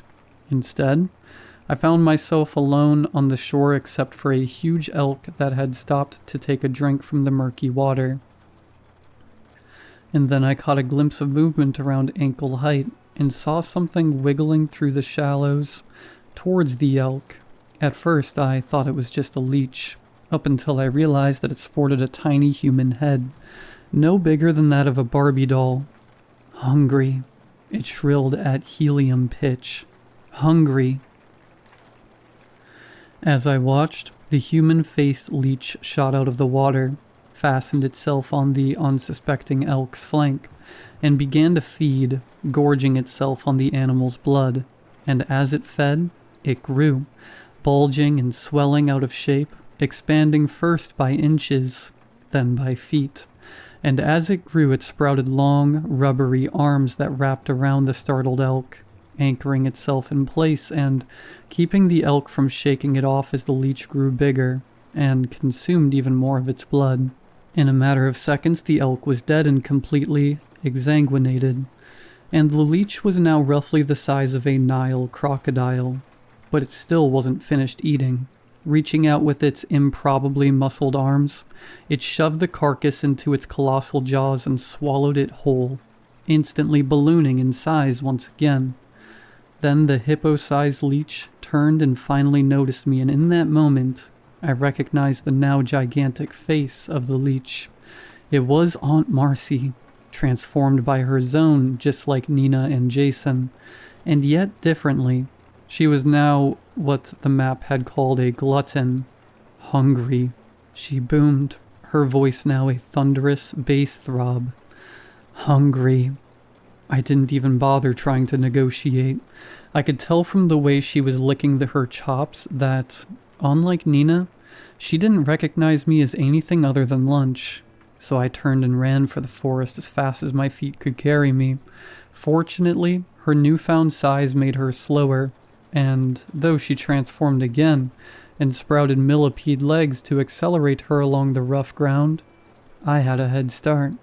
By the time she picked up serious speed, I'd already beaten her to the trees, where the forest was too dense for her to follow. Of course, I didn't realize that for several minutes, so on I ran, too terrified to remember that I was now sprinting into Secluse's territory. A few hundred yards past the tree line, I tripped and crashed headfirst to the ground. When I regained consciousness a few minutes later, something was jabbing me with a stick.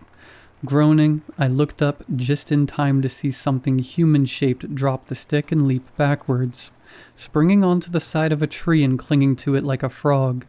Now that I could see it clearly, I saw that it looked more akin to an octopus than anything else.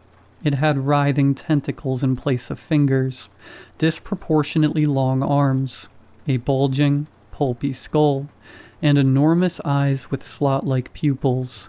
Also, it was holding a John Le Carre novel under one arm, straight from Sebastian's backpack. Judging by the leaf bookmark, the creature had been reading it recently, too. And that's how I finally realized that this thing, this Secluse, was my big brother. "Seb?" I whispered. Sebastian said nothing, but his tentacled fingers sharpened into blades as a silent warning not to get any closer. He was more intelligent than the other victims, but just like the others, something of himself had been stolen. All the showboating and bravado he'd been known for and admired for was gone. In their place was left only suspicion and fear. As I watched, he tucked the book in a hollow at the trunk of the tree and began inching backwards into the branches until he was well and truly out of reach. Then he began to change, his skin rippling as it shifted to match the texture of the bark, limbs and skull flattening against the trunk of the tree until they were almost two-dimensional. He even sprouted a few branches of his own, complete with real leaves. "Please, Seb, talk to me. Where are the others? What's happening?" The slot-pupiled eyes glared down at me for a moment. Then they too vanished, leaving him as just another part of the tree. As I later learned, Secluses are very shy creatures. They don't like being seen, either by predators or by their prey. You might wonder why, if that's the case, Sebastian bothered poking me with a stick. I like to think he was acting on some last shred of human feeling for me, checking to make sure I was okay. Then again, maybe he just wanted to check to see if I was dead before he started eating me. Out of ideas, I went on walking, hoping that I could finally find help if I went far enough. Eventually my route snaked out into the northernmost end of Lake Nerus. Out here, there was no shoreline, only a jagged maze of rocks and pinnacles almost as tall as the trees, and north of that, a stretch of bare hills jutting out from the surrounding forest. On the map, the pinnacles had been marked as trickster territory, and the hills belonged to the apexes, and getting anywhere near them would be incredibly dangerous. But the camping ground where we were supposed to meet was situated right on the edge of two areas, and this might be the only chance I'd have to finding my parents and Grandpa. By then, it was getting dark. Making my way out of secluse territory had taken about 2 hours, and the sun was plunging rapidly out of view, and I really didn't want to find out just how many of these shapeshifters liked to hunt at night.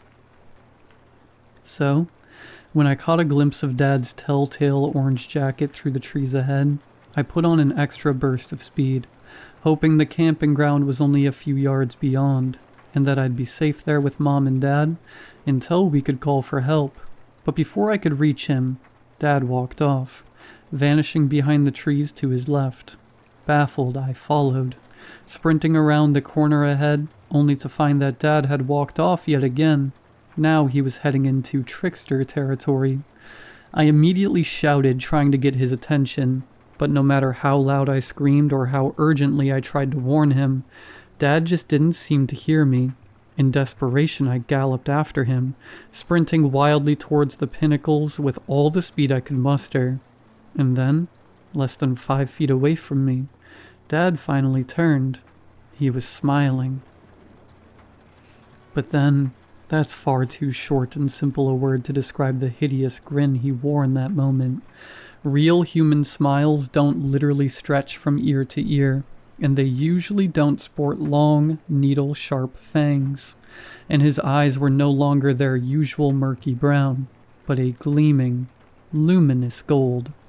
As I skidded to a halt, Dad changed. His body shifted into a dazzling display of transformation, sprouting giant feathery wings from his shoulders, his body stretching and bulging ludicrously as he took on the shapes of cartoon characters.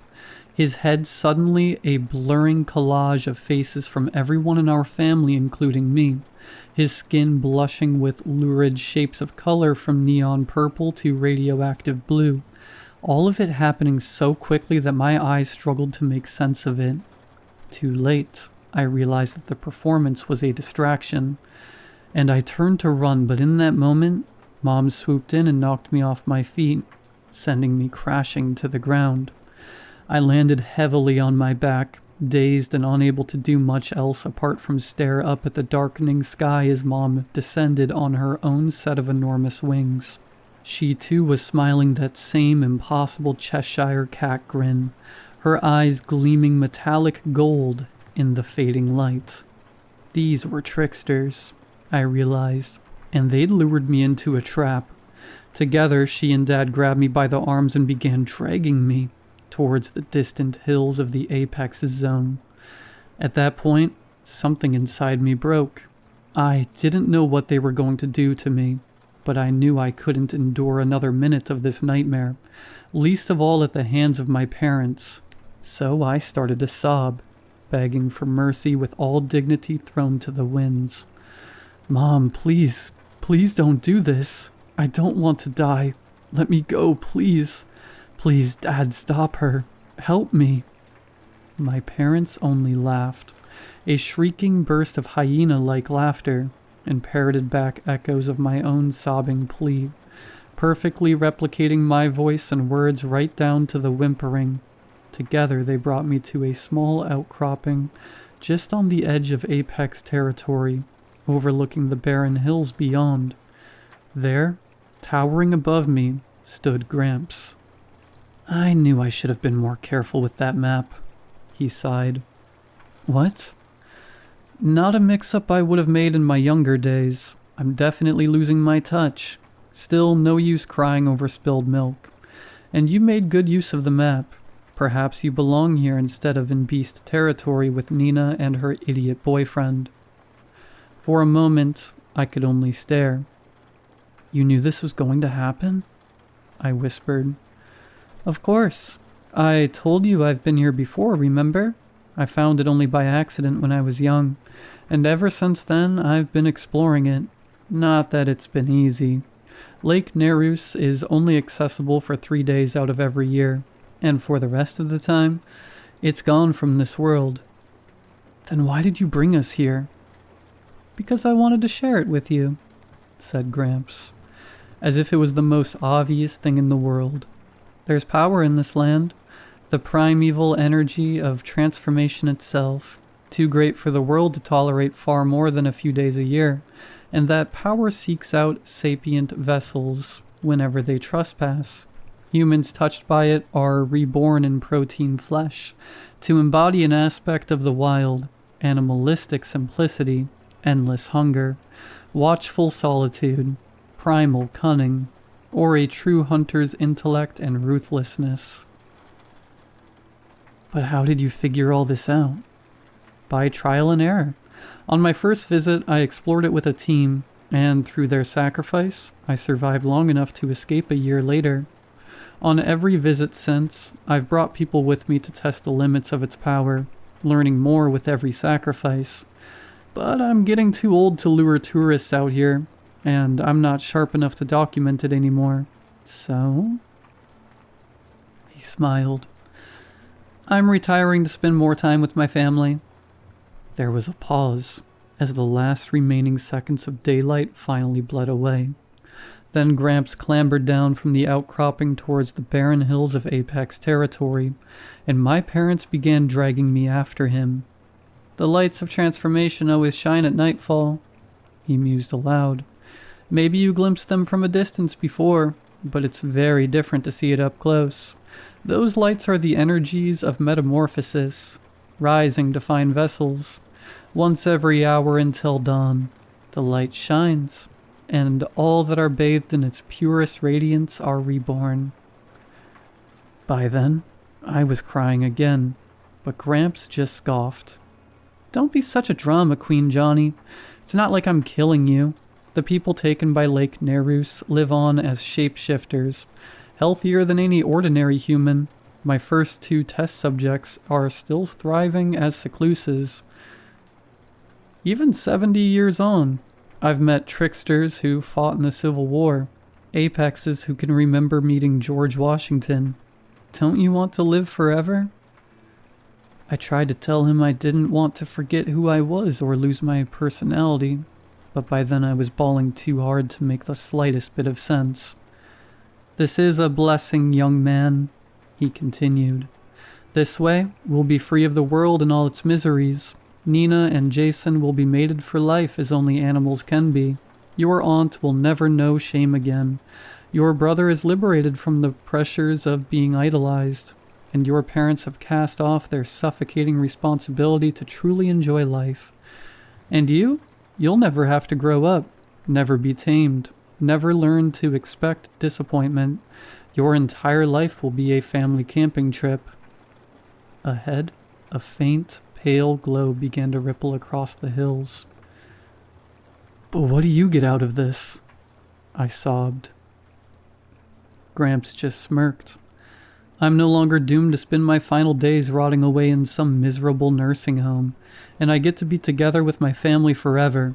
And best of all, as an apex, I'll never be troubled by the conscience ever again.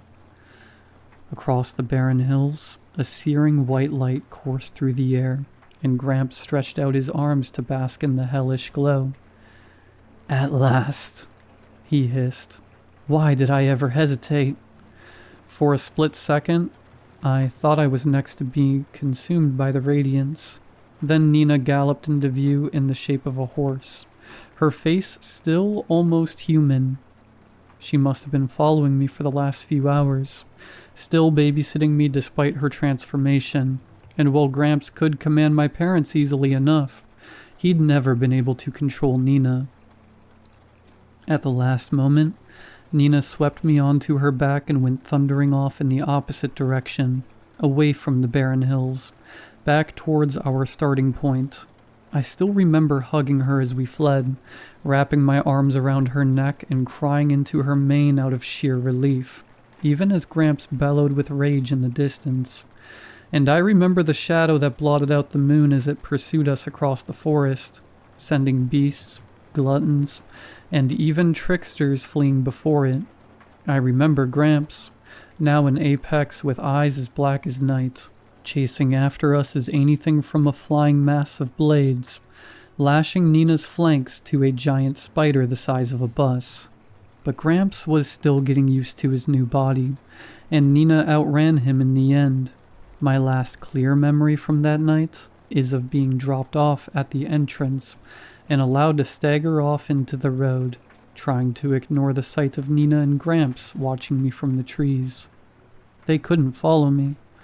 As I later learned, only a handful of shapeshifters have broken free of the lake during its annual 3-day reappearance, escaping to become the cryptids of urban legends. But even so, I didn't want to meet their gaze. I didn't want to start crying again. I was found wandering along the side of a highway 2 days later, starved and dehydrated. After a long stay in hospital, a brief media furore, a failed police investigation, and some rigorous counseling, I was told that Lake Nereus didn't exist, even tossed in the foster system with only a few keepsakes of my original family. And as luck would have it, one of those mementos just happened to include my grandfather's diary.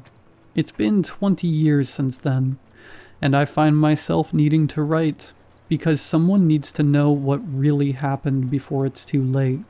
You see, ever since I was released from the mental hospital for the 3rd time, I've been traveling across the country, migrating from town to town, getting work where I can find it, but always moving on sooner or later. I'm living in Oregon now, and little by little, I'm making my way back to Lake Nereus.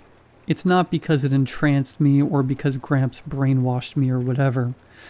No, it's simply because after 20 years of loneliness, nightmares, failed relationships, brain-smothering therapy, and condescending social workers, Lake Nereus is the only place in the world that makes sense.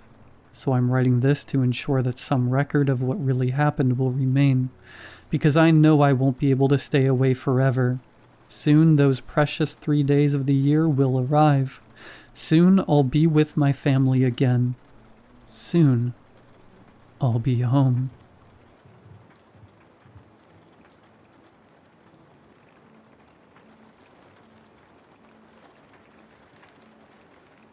The first time I heard the hum, it was in the dead of night.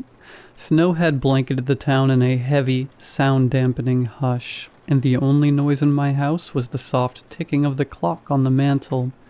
I was drifting somewhere between sleep and wakefulness when it started, a low, mournful melody, barely audible but impossible to ignore. At first I thought it was the wind howling through the eaves, but this was different. It wasn't random. It was deliberate, rhythmic, almost human. I sat up in bed, holding my breath, straining to listen. The hum seemed to be coming from inside the house. My heart started to race as I fumbled for the lamp on my nightstand, but as soon as the light flickered on, the sound was gone like it had been swallowed by the darkness itself. I told myself it was nothing, just a trick of a half-dreaming mind, but when I went to the window, I froze. There were footprints in the snow, staring at the edge of the woods and leading straight to my house. They stopped abruptly beneath my bedroom window, as if whoever, or whatever, had been out there had been watching me. The next morning the town was buzzing with the news. Mrs. Avery, my neighbor 2 doors down, was missing. Her house was locked up tight, her car untouched in the driveway. The only thing anyone noticed was an odd sound, like faint humming, drifting around her property. Now I can't stop hearing it. The hum follows me everywhere I go, growing louder and closer, as if it's waiting for me to figure out what it wants. Or to take me too. At first I thought I was going mad, a sentient hum that wants to take me. It made no sense, but as the missing persons report kept flooding the bulletin boards, I knew something had to be happening. On the 16th of August, the mayor held a press conference. I'm flipping through channels when I spot her familiar face on Channel 7. I listen in. "Madame Watson, what is happening with all these missing people?" A reporter queries. "We want answers." The mayor responds, "There is an ongoing police investigation, and we are working hard to find your loved ones and bring them home safe." The camera zoomed in on the mayor's face, her calm demeanor faltering as the crowd's frustration erupted in a storm of shouts. Someone screamed from the back, their voice cutting through the noise. "You've been saying that for 2 weeks." The mayor's expression shifts. She seems uncomfortable, like she's holding something back. A flurry of shouting ensues before the station cuts to commercial. I take the remote and shuffle my thumb around until I feel the power button. I turn it off and head to bed. I lay there, silent. The moon casts a soft shadow on the back end of my room. I drift away to sleep when suddenly, I hear it. I can't pinpoint where it's coming from. It's like a surround sound speaker turned to the lowest volume. The hum is soft, yet eerie. I stand up, listening closer. I still don't know where it's coming from. I decide to investigate, so I equip myself with a flashlight and an old, dull kitchen knife. I hesitated at the edge of the woods, my flashlight beam barely penetrating the thick darkness ahead. Every instinct screamed at me to turn back. But the hum, the cursed hum, pulled me forward. It was as if I had no choice. The footprints continued well into the woods. Animals howling and snow breaking under my boots keep my mind off the god-awful hum in the background. Continuing, I see that the footprints veer off the trail into the denser, wilder area of the forest. As I pressed deeper into the woods, I felt the hum crawling under my skin. My head throbbed, my vision swam, and for a moment, I thought I heard my name woven into the melody. The footprints, almost unnatural in size, led me to a small opening. Inside was a quaint cabin, but it felt wrong. It looked ancient, yet new at the same time. The wood was plentiful with cracks, yet the hinges were freshly oiled. The door was slightly ajar, as though it was inviting me in. Stepping in the clearing, the hum was deafening. It smothered my mind in darkness. I raised my flashlight and stepped forward, the crunching snow becoming a haven from the hum. Then, I saw it. Movement inside. I stood there for a moment. Should I have gone back? I whispered to no one. I was in too deep now. I enter the cabin, the floorboards a symphony under my weight. I clear the cabin, but no one is inside. Looking deeper, I see musical instruments. A piano, its keys yellowed with age. An old 6-string with 1 string snapped. And a gramophone, gleaming flawlessly despite the state of the cabin. On the platter lay an aged record, its label faded. I extend my hand, now trembling. I pick it up, but the hum grows. It's no longer an organized melody. It's a scream. It's a fighter jet taking flight in my mind. I stumble back, my hands grasping my head in pain. Something moved in the shadows. A flicker, just beyond the reach of my flashlight. "No," I muttered, my voice shaking. I turned and bolted, nearly tripping over the doorway in my haste. The hum receded as I ran, fading to a faint, almost soothing drone that nestled in the back of my mind. When I finally stumbled into my bed hours later, the hum was still there, dormant but present, its rhythm a sinister lullaby. Sleep came, but peace did not. I stood in line at the mayor's office, humming softly under my breath without realizing it. The realization jolted me and I clamped my mouth shut. When my turn came, the secretary gestured for me to enter. Inside, Mayor Watson sat behind a massive oak desk, her expression unreadable. "What can I do for you?" she asked, her tone clipped. I dove straight in. "I need answers about the disappearances. The hum. What is it? I know you're hiding something." Her gaze sharpened, but she didn't react immediately. "That's a dangerous assumption," she said, leaning forward, "and one I suggest you keep to yourself." "I hear it," I said, my voice shaking. "The hum? Everyone who's heard it is gone. What's happening to me?" Her face tightened, and for a moment she seemed to weigh her words carefully. Finally, she sighed. "My great-grandfather created it," she said, her voice barely above a whisper. "A song. He wanted it to be perfect, but it became something else. It feeds on curiosity, draws people in. It always leads to the same place." "The cabin," I said, the word falling from my lips like a stone. Her expression darkened. "No one who goes there comes back, and every time, it gets stronger." I shuddered, the hum growing louder in my mind, as if reacting to her words. She stood abruptly, her gaze hard.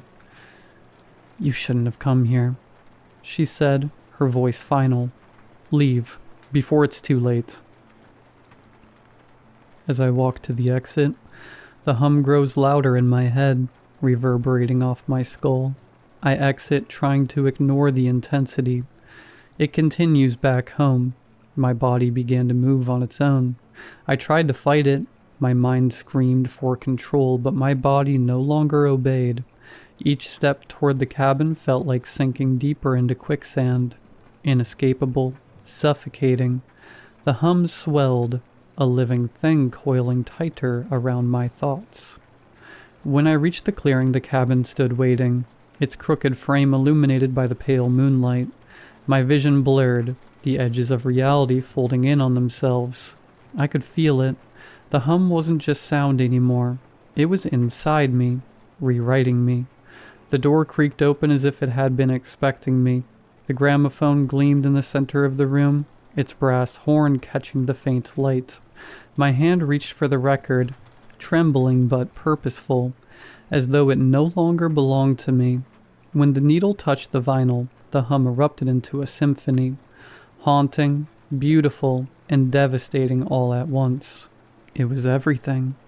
Joy, despair, love, and terror, woven into a melody that consumed me. My body sagged, and for a moment I felt weightless, as if I were dissolving into the music itself. I wasn't alone. Shadows emerged from the walls, faint outlines of those who had come before me. Their eyes glowed faintly, their mouths moving in unison to the hum. I tried to scream, but no sound came.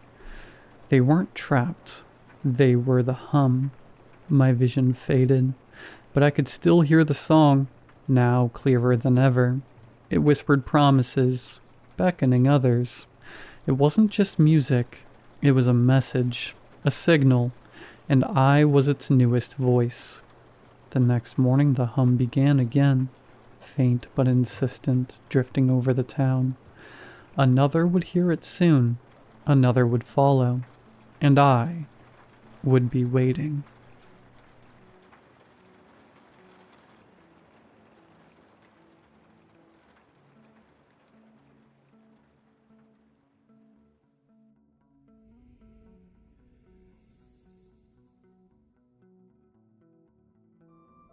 Tonight I will be sharing 5 terrifying stories, from killer clowns to spooky night drives and much more. There will be no holding back in this video. A huge thank you to the writers for allowing me to share their stories. Remember, you can send in your own story to rylhstories@gmail.com. Please remember to drop a like if you enjoy, as it helps out the channel in a real way. Subscribing if you're new is also very much appreciated. Enjoy the video, and as always, I hope you all have a great night.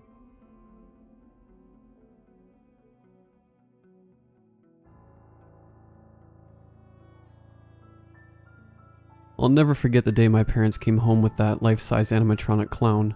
The thing was hideous. It stood well over 6 feet, was paper thin with gangly arms and scrawny legs. The suit it wore was pinstriped, and its top hat was similar to the one Abe Lincoln wore. Its face was painted pale white, and it had a smile that stretched from ear to ear, revealing a smattering of yellow, pointed teeth. Initially, I didn't realize it jumped forward while simultaneously laughing maniacally when you approached it. After being tricked by my dad and nearly losing control of my bladder, I turned off the switch and left it that way. It was the beginning of October. That meant it would be an entire month of this thing standing, lurking, in our living room. Every Friday night my parents would go on a date. They say it's to keep things fresh in their marriage. Whatever their reasoning, I know that it means an entire night of basically doing what I want without interruption. Most of the time that consisted of watching horror movies I'm not allowed to see, ordering pizza, and playing on my game system until I crash out. But on this particular Friday, it was a horrific experience. It was one that, to this day, is still hard to talk about. I was plopped on my beanbag chair, controller in hand, dominating online play with Halo. Not to sound cocky, but dominating was usual. I hadn't died the entire round until my parents barged into my room without even knocking. They startled me, causing me to take my eyes off the game and immediately be struck down by a rocket launcher. "Alright, son, we're headed out," my dad announced as he rubbed my head. "Money for pizza is on the counter, no wild parties, and most of all, have fun." My mom gave her usual spiel. I shook my head in understanding and resumed gameplay immediately. This prompted them to walk out of my room. After several more rounds of playing, I realized my bladder was going to explode, and was forced to walk downstairs to use the restroom. As I walked past the clown, I could have sworn something moved in the corner of my eye. I wasn't sure what, seeing as it was out of focus. I turned and looked at the clown, examining if anything was out of place. Everything appeared right where it should be. I went into the restroom and once I finished, I started washing my hands, when all of a sudden, I heard the clown's maniacal laugh. My heart skipped a beat. I opened the bathroom door and cautiously walked back towards the living room to see what triggered the clown to laugh. There was nothing, or nobody around, only the clown and I. The weird part is that I turned off the sound to the clown after that first scare. I guess it's possible my dad would have turned it back on to mess with me. I headed back to my room and ordered pizza through the app and resumed gameplay. The doorbell rang a few times and I sprung up from my beanbag chair. I snagged the cash off the table and opened the front door. A geeky looking delivery driver stood in the doorway. "That'll be $23.20, he said, holding his hand out. I handed him the money, told him to keep the change, and hurried back inside. 4 slices later, and several wings. I nearly couldn't move, I was so stuffed. My eyelids started to become heavy, and I drifted in and out of consciousness. During a moment my eyes were closed. The sound of glass breaking brought me back to life. I jumped up and, rather than run out and play hero, I stood fear-stricken for several moments. My heart thundered in my chest, sweat oozed from my palms and forehead. Nothing happened during that period, so I headed for my door. Silence had befell the home. Silence to the point that I could hear my own breathing. I still moved cautiously, even despite being no further noises. Slowly, I approached the shattered glass on the floor. It was a plate. A plate that wasn't left out in a position it could have fallen on its own. I turned to the clown and it just stood there, smirking. Had I gone crazy for suspecting the clown? Of course I had. I laughed at myself and a thought came to mind. What if I or somebody else had left the plate to where it could have fallen? I swept up the glass and dumped the pieces in the trash. I took one more look at the clown and headed upstairs to my room. By this time, my adrenaline had woken me up. I had grown exhausted of video games, so I started surfing the internet. Within minutes, I drifted off into sleep. A scratching noise woke me. It was a loud, continuous scratching. It sounded as if it were coming from inside the wall. I walked out to the hallway just to see, and there was nobody. The scratching had stopped. I inched down the hallway and the scratching resumed. I followed its sound and it was in fact in the wall. I tapped on the wall and the scratching stopped. A moment of silence passed, and then a tap that mirrored mine came from inside the wall. I tapped 3 times in rapid succession. Again, 3 taps that mirrored mine came from inside the wall. "Hello?" I yelled as close to the wall as possible. I expected to hear a voice that echoed mine, but it was completely silent. I tapped and scratched a couple more times. There was no more noise. There was nothing. Only me standing there looking like a dummy. I was still creeped out nonetheless. I hurried to my parents' room, but they weren't there. It was just me in our 2,000 square foot home. Where had they been all night? They would have usually been home by this point. I tried calling, but their phones went straight to voicemail. I called my friend Edward, and surprisingly he answered. Without admitting I was scared, I did something I knew would get him over. Challenged him to a round of Halo multiplayer. Edward arrived rather quickly. "That's a creepy-ass clown," he remarked as we walked through the living room. "It ain't too bad." I tried to be tough, despite being more scared than he appeared. "Do your parents have any alcohol?" Edward asked with his fingers crossed. Edward was what most would call a troublemaker. He always claimed to those that said that he'd just like to have fun. It didn't bother me none because he was a great friend. Honestly, the only friend I had. "They don't," I answered, and tried to sound as convincing as I could. He looked at me with disbelief. "Bull, they always have a stash here. You just point me in the direction, and I'll take it from there." I shook my head no. He waved me off and we headed upstairs and dove right into gameplay. He whooped my ass the first few rounds. Usually, that's how it went. I'd start off slow, and by the fourth round, I would be kicking his ass. Edward paused the game and stretched. "Gotta use the bathroom." "The one up here is broken. You'll have to use the one downstairs." Edward sprung up and walked out of the room. I stared at the pause screen for what seemed like an eternity. Edward still hadn't returned from the restroom. I stood up and went downstairs to check on him. The bathroom door was open, and Edward was nowhere around. "Very funny, but you can't scare me," I yelled throughout the house, over my thundering heart. No response. He was really trying. To be honest, his tactic to scare me was working. I looked towards the clown, and in his grip was Edward's hat. Slowly, I approached the gangly, skinny figure. It stood tall in front of me, as I stopped and debated or not on grabbing the hat. I started to reach forward and the clown fell forward by a few inches. My heart jumped out of my chest and I leaped back. I yelled out an exclamatory word before I decided to man up and lean in to grab the hat.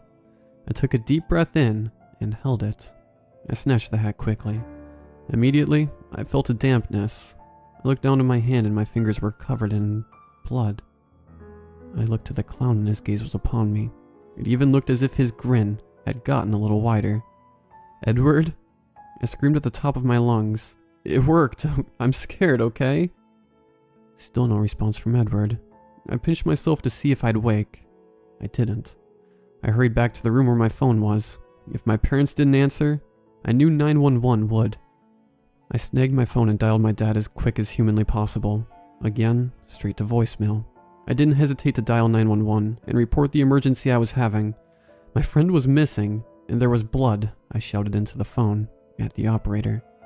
After informing me an officer would be out quickly, I threw my phone onto my bed and hurried back downstairs. I ran through the kitchen and slipped on a puddle of blood. My head hit the floor, knocking me unconscious. When I came to, blood was dripping from the ceiling onto my forehead. I rolled out of the way and wiped my face with my shirt. I looked at the ceiling, and a couple more drops fell and hit the floor. I pulled myself up onto the counter and reached to try and move the ceiling tile. Something heavy made it impossible. I exerted all my strength and it budged, but only a little. One last time with all my strength, I pushed on it, and from the ceiling fell my friend's body. He hit the floor with a loud thud. "Edward?" I hopped off the counter and shook my friend. He was unresponsive. I turned to look towards the clown. He stood in its same spot, smiling.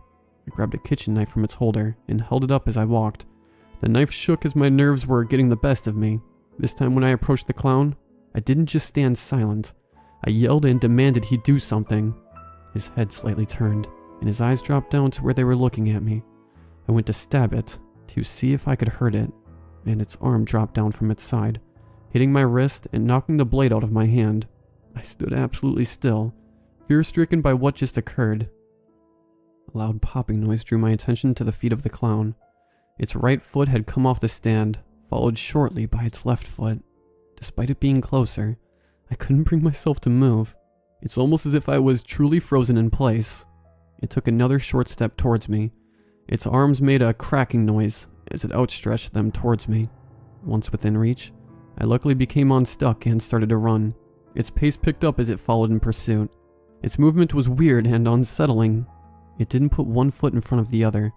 Instead, its feet never moved as it hobbled after me. I managed to make it to the front door and sprint out of the house. I was immediately met by a police officer. He placed me in the backseat of his squad car and went inside. He found my friend's body, but told me there was no clown. The clown was gone.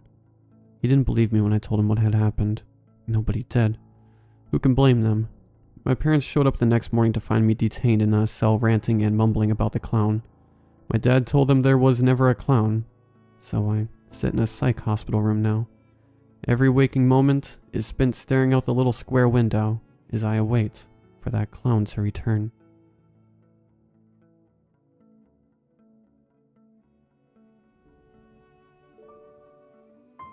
My name is Harrison, and I'm a long-haul trucker. Well, I sometimes get routes all over the place. My most common run is Vancouver to San Francisco. It's an easy trip most of the time with very little challenge involved. I tend to prefer driving into the night because there's less traffic. Of course, driving around in the middle of nowhere during witching hour means I've seen my share of crap. UFOs, Bigfoot, the works, man. But none of that stuff has ever scared me near as bad as the people you see walking along the shoulder of the road, far from civilization. I noticed my first one on my junior run down south on the number 5. It was a lady in a blue summer dress, just strolling down the side of the highway underneath the full moon, not a care in the world. Now, we were on a stretch that was miles and miles away from anything in either direction, and I was the first vehicle on the road that she'd likely seen since dusk.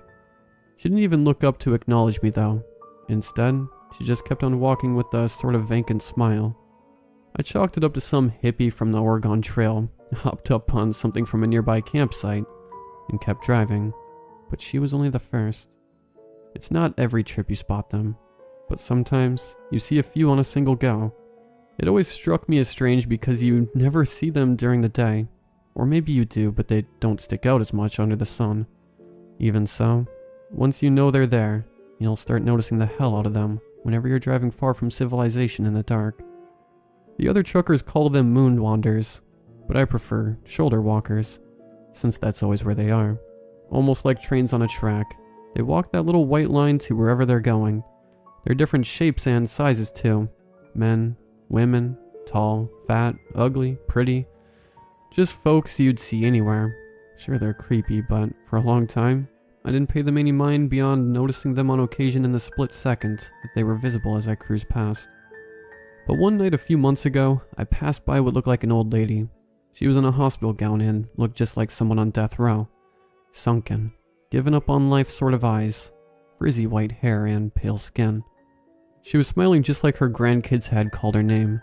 Her pace was a slow shuffle along the shoulder, and just looking at her, I could imagine the sound of her hospital slippers running over top the gravelly road. I wanted to keep driving because, well, to be honest, she gave me the willies. But hell, she reminded me of my own sweet grandma, God rest her soul. So I brought my rig to a slow stop and, collecting up the flashlight I keep in my glove box, stepped out of the cab. I could hear her coming before I could see her, as I'd driven a few meters ahead of her due to the long stop time. Scrape, scrape, scrape. I could visualize her wrinkly feet in those hospital slippers, shuffling ever onward. Quickly I checked the Maps app on my phone, and saw that the closest town to where we were was over 50 miles. No way this old lady was walking that. Putting my phone in my jeans, I held up my flashlight, and started walking towards the sound of her footfalls. Hello? Ma'am? I called out, hoping that she would speak up. No such luck, just more scraping. My hairs were on edge now, as I waited for her to enter into the dim light of my flashlight. I nearly cried out as her ghostly appearance came into view. Not because anything was different from before, just because she looked so much more sickly up close. Ma'am, are you okay? You're in the middle of nowhere, you know. She didn't say anything. She kept smiling and just moving forward steadily. Now my heart was beating hard. She's just senile. Senile, and she needs my help. I thought out loud, but my feet were frozen in place. they were going back to the truck or they weren't moving at all. She was getting closer though, and as she reached within 10 feet or so, her wrinkled hands began to reach slowly up. Her fingers wiggled in my direction like a grandma reaching for her grandchild's face.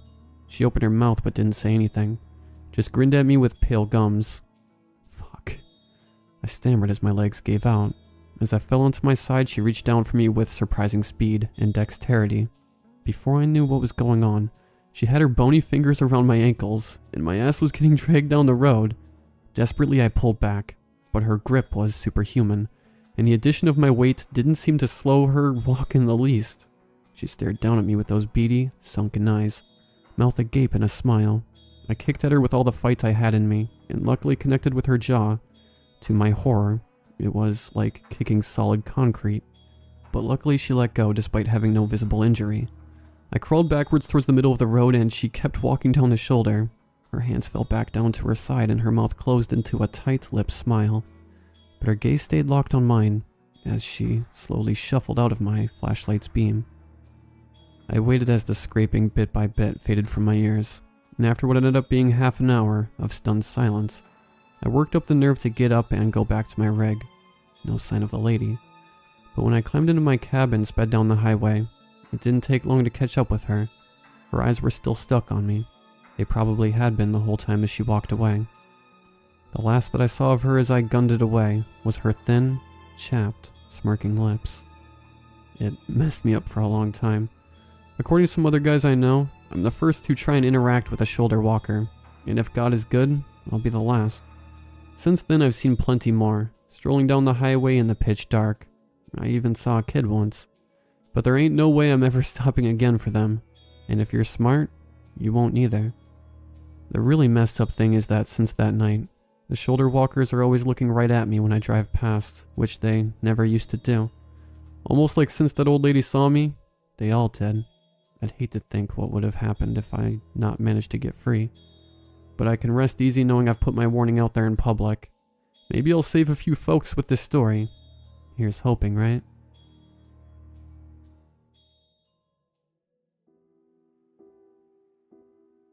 Sometimes, we fail to grasp the effect certain events will have on our lives. Back then, I was blissfully unaware of the going-on in our little town. But I'm getting ahead of myself. The whole shit show started about 6 months ago, before the Faceless Man was even called that. Nobody would have guessed that a few bizarre incidents could develop into a string of murders. I guess I should start with the first time I heard about the whole ordeal, an otherwise normal afternoon. A full day of sorting letters at my dead-end job at the post office left me tired and depleted as I was watching the long shadows of the trees zoom by on my way home. So, why do you think he does that? Huh? I tore my gaze from the car window and tried to focus on what my dearest friend and colleague, Claire, was saying. Why do you think he moves the bodies? Who? The guy on the news? Still no idea what you're talking about, see? Claire let out a comical laugh. Matt, how can you be so oblivious to the world? I'm talking about that murderer who moves the bodies after he kills them. They found another one last night. It was on the radio this morning. The early dusk light shining through the windshield and illuminating her auburn hair made for quite the picture. I don't listen to the radio and I don't read the paper. Really? Anyway, I think he does it because he's one of those new age folks who hates tradition. And he just took it way too far. Don't you think? She went on. I mean, maybe he's right. If you think about it, spot burying is pretty stupid. I guess there's something I should tell you about the town I live in. It's a mid-sized town in the United States, with a population of roughly 20,000. You've probably never heard of it. We don't like strangers too much, and not too many people come to visit. We do have a story though. When the settlement was first established, the original founder, who must have been the biggest prick of the 18th century, instructed the then inhabitants to bury him at the spot where he drew his last breath. George Vancouver the son passed and was buried in the town hall, and it became common practice to follow in his proverbial steps. A few hundred years later, and not without the help of a few modern evangelical Christians, citing loosely interpreted phrases from the Bible, and the town where the dead push bricks instead of daisies still stands. The unique custom can make for some interesting experiences growing up in this town, For example, my senior year next table classmates was the grave of Jeff Rollins, a kid who croaked in class due to a rare type of aneurysm. Only a gravestone was placed. The body was cremated due to lack of adequate burial space. Our local convenience store has a grave in the middle of the frozen goods aisle, so if you're after ice cream and an instant dinner, you have to go around the back, and so on. It's almost crazy to think that hundreds of years of maintaining this bizarre practice led me to having this conversation with Claire. Says you, she went on. I think it's important, and in any case, you have to admit it's pretty disturbing. As much as I hated to admit it, it was pretty disturbing. I'm not talking about the murder, even for a non-religious, non-traditional man such as myself. If I exercised a practice, it was only to fit in. The idea of desecrating our tradition so blatantly seemed plain wrong. Just like an individual with no passion for the arts would be troubled at the sight of a man taking a shit on the Mona Lisa. And you know how they found the victim this time? Claire continued. He must have killed her somewhere in the house, but the police found her in the shed, with her stomach open and her insides. Claire, I really don't want to hear this, I said. I was already starting to feel nauseous. How messed up is that though, huh? I wonder what her family's going to do now. Like, where do they bury her? Claire changed lanes to avoid the final resting place of Emily, whose traditions against roadside etiquette earned her an honorary spot at the library junction. No idea. I let out a yawn as we finally pulled up next to an old Victorian-style home. Well, that's me. Thanks for the ride, C. No problemo, said Claire as I stepped out of the car and onto my porch. I turned back to wave at my friend, who gave me a smile and wink, then drove off. Mom, I'm back, I said out of habit as I stepped through the door into the living room. Reality descended on me for the millionth time. My mom had passed away this summer. 5 years after my dad, the sight of an empty home still depressed me every time I walked in. Well, almost empty. Hey Coco, I said, and gave my cat a pat on the head, who meowed to let me know her bowl was empty. There's one thing that's sure about serial killers. Their appetite becomes harder and harder to satisfy as time goes on. As such, we didn't have to wait a full month before the next incident occurred. Check the paper, Claire said one morning in between sorting letters. There was another one last night, and guess who spotted him? Well, I said, trying to focus on what little desire I had to live as I was sorting the 100th letter of the day. You wouldn't believe it. It was Aunt Betty, exclaimed Claire. From Sloane Street? I asked incredulously, and indeed, the paper had a jumbo-sized, and not quite flattering, photo of the old woman juxtaposed against a shadowy outline with the eye-popping caption, Mysterious Killer Spotted. As it turned out, Aunt Betty, who was no one's aunt in particular, couldn't sleep during the night, a standard case of old person insomnia. She decided to entertain herself by looking out the window, from which she saw a man dressed in black carrying poor Gregory to the backyard. Once again, the killer did not disappoint with his particular flair for the macabre. Gregory, third victim to date, was abandoned unceremoniously on the steps of his porch as the perpetrator fled the scene.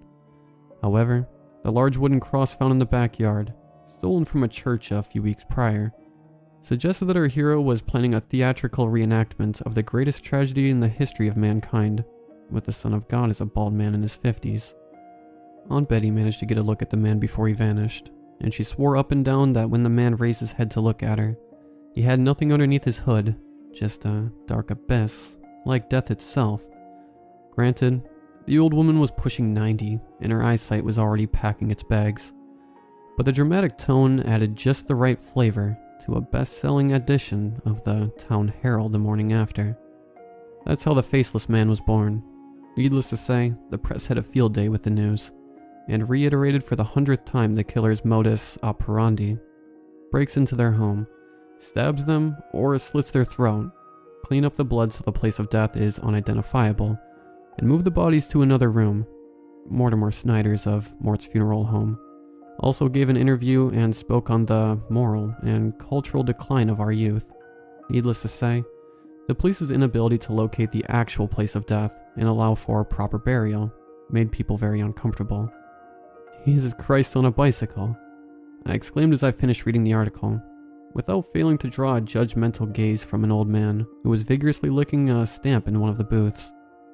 Yeah, crazy, huh? She lives just a few blocks over from me. I've been double locking my doors every night. It's a good thing I have Dave with me to keep me safe. Dave was a gigantic Great Dane. Claire affectionately called him her Great Dave, to my not so great amusement, who would bark at the slightest disturbance of the house. I never liked that dog, but boy did I feel grateful for him then. Maybe you should install a security system. You can never be too safe, I said, emphasizing the concern in my tone. Maybe you should install a security system. She replied cheerfully, maybe I should. If I wasn't as broke as a church mouse, I thought to myself. Her concern was touching though.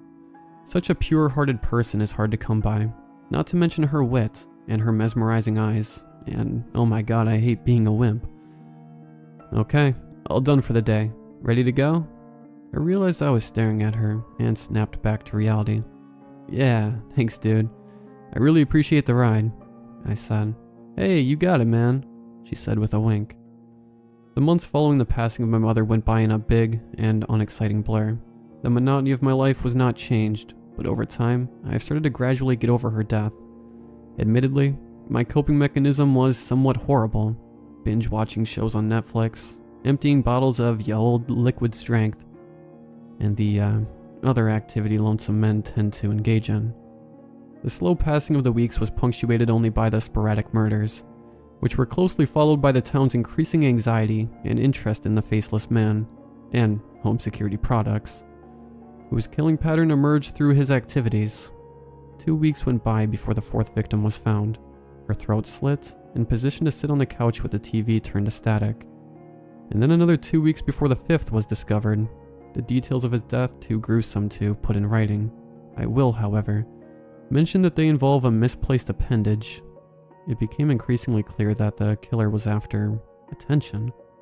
The morbid and sophomoric sense of humor, meme culture to be blamed, and rashness of the killings allowed the police to release a profile of the killer to the press, who asked the general public to look for a boy in his late teens or early 20s, who answers the following characteristics: a misanthrope who is at odds with his parents, an underachiever at school or work, a loner with no friends, and a cynical approach to life who finds amusement at another's misfortune.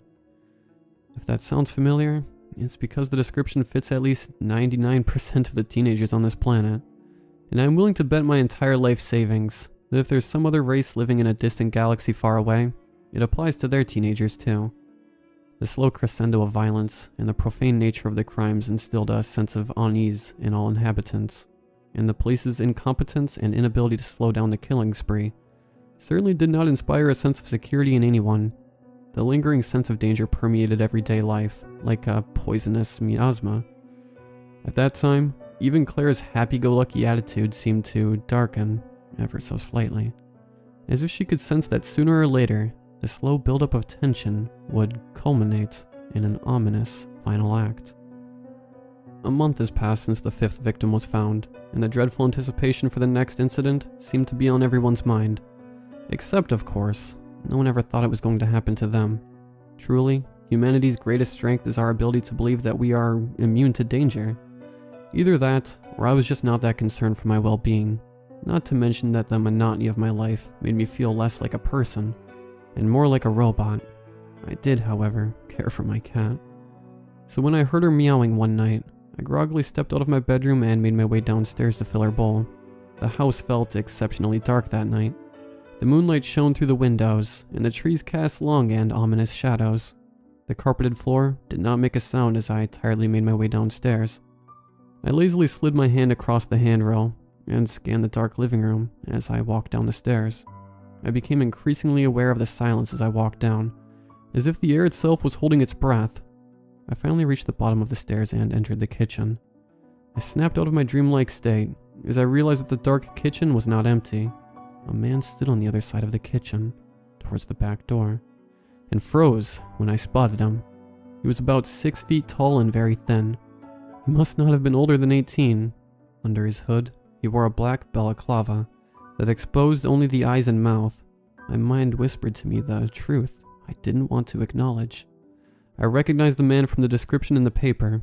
Except, of course, he wasn't an otherworldly ghoul. He was just a kid. The most captivating detail of his character was, however, the sharp, silver, metallic commando knife he carried in his right hand. We looked at each other, and I immediately knew what was going to happen.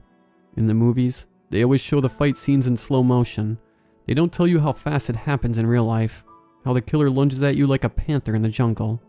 By sheer luck, I managed to react and avoid getting stabbed in the heart, instead feeling warmth on my left arm, the pain registering quickly after. I scrambled to the counter and the faceless man lunged again. At that moment, I suddenly realized I didn't want to die. All of my feelings, desires, and wants flashed before my eyes like a kaleidoscope. I thought of all the things I won't be able to do, and was immediately filled with immense regret. I knew, sure as death, that I am not going to survive this encounter. I closed my eyes and braced for the worst. Instead, I was met with the crunching sound of a kneecap smashing against a concrete slab of stone.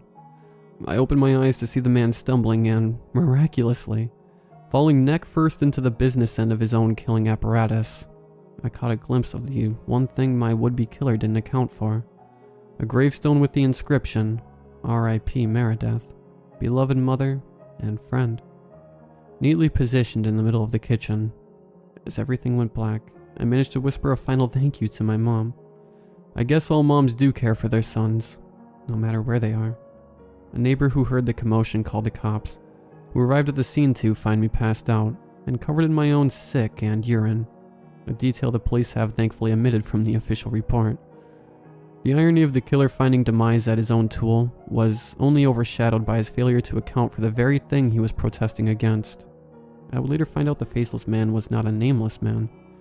His name was Elvin, a fact I would be reminded of every time I stepped into the town's one and only double-graved kitchen. The investigation would also reveal him as a deeply troubled kid, who was traumatized by having to sleep in the same room as his dead father. His deep hatred for our custom, coupled with childhood trauma, and a possible undiagnosed personality disorder, propelled him into a downward spiral of madness. The details would appear in the paper, making me a local celebrity for exactly 1 week, until everyone moved on to the next big thing.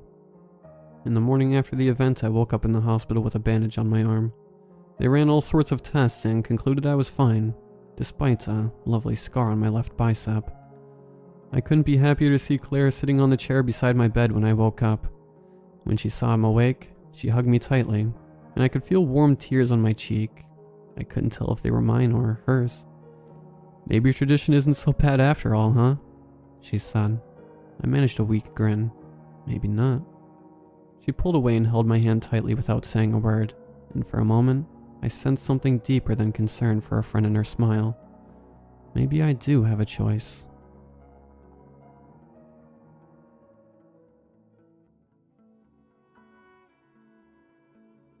I made the decision to become an exorcist before I finished high school.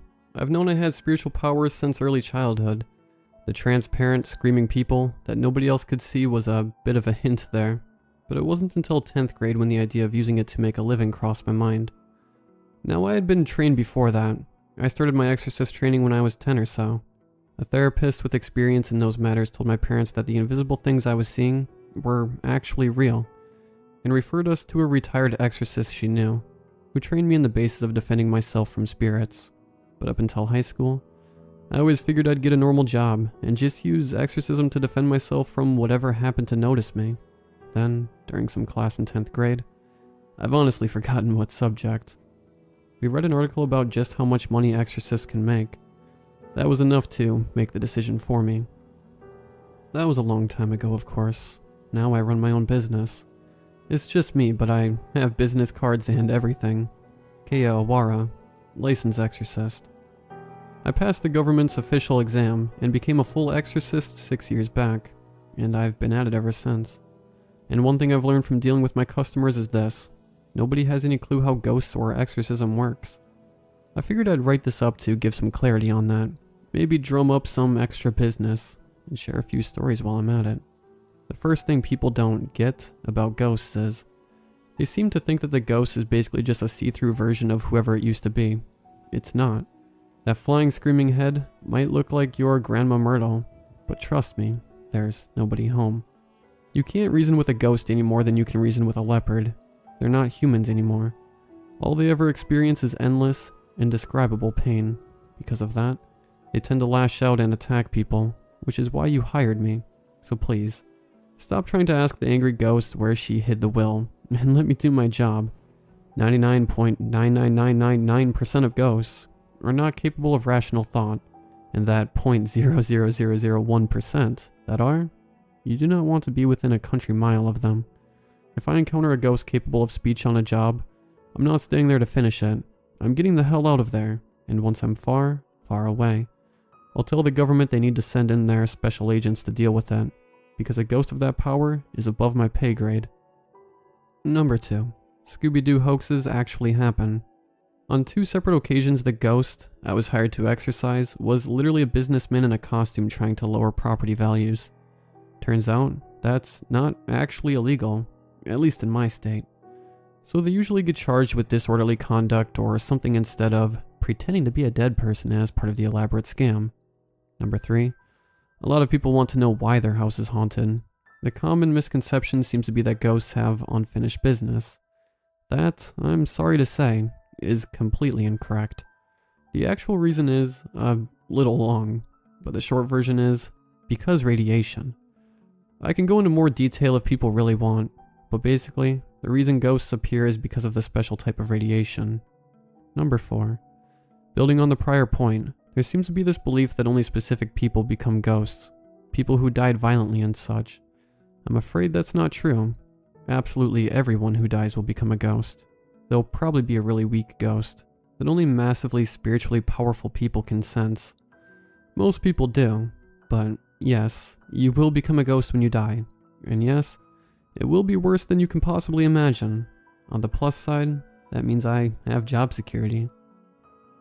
Alright, those are the basic points. I could ramble much more, but I'd like to share an exorcism story or two.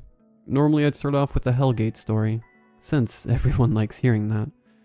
But I'm a bit concerned that if I posted that story publicly, on the internet, a certain company might send their lawyers after me, so I'll hold off on that for now. I think I'll go with 2 stories here. First story is a simple one, but memorable for just how strange it was. I was hired by the new owner of some factory to exorcise a ghost that had attacked the night guard. I arrived around 8 p.m. and got to work checking the place out. A pretty standard factory. Some construction work indicating they were revamping it. Nobody there except the night guard and a few cleaners. I made my way inside, introduced myself, confirmed my fee, and started walking around.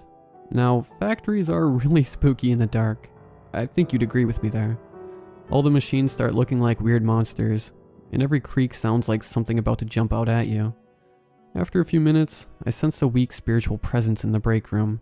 I took a deep breath, slowly opened the door, stepped inside, and froze. Now, one common belief about ghosts that's actually true is that they tend to look the same as they did when they died. It's not a universal rule. I've seen a lot of ghosts that were just masses of hands, or ghosts of elderly people that look like children. But about 80% of the time, they keep the appearance from the moment they died.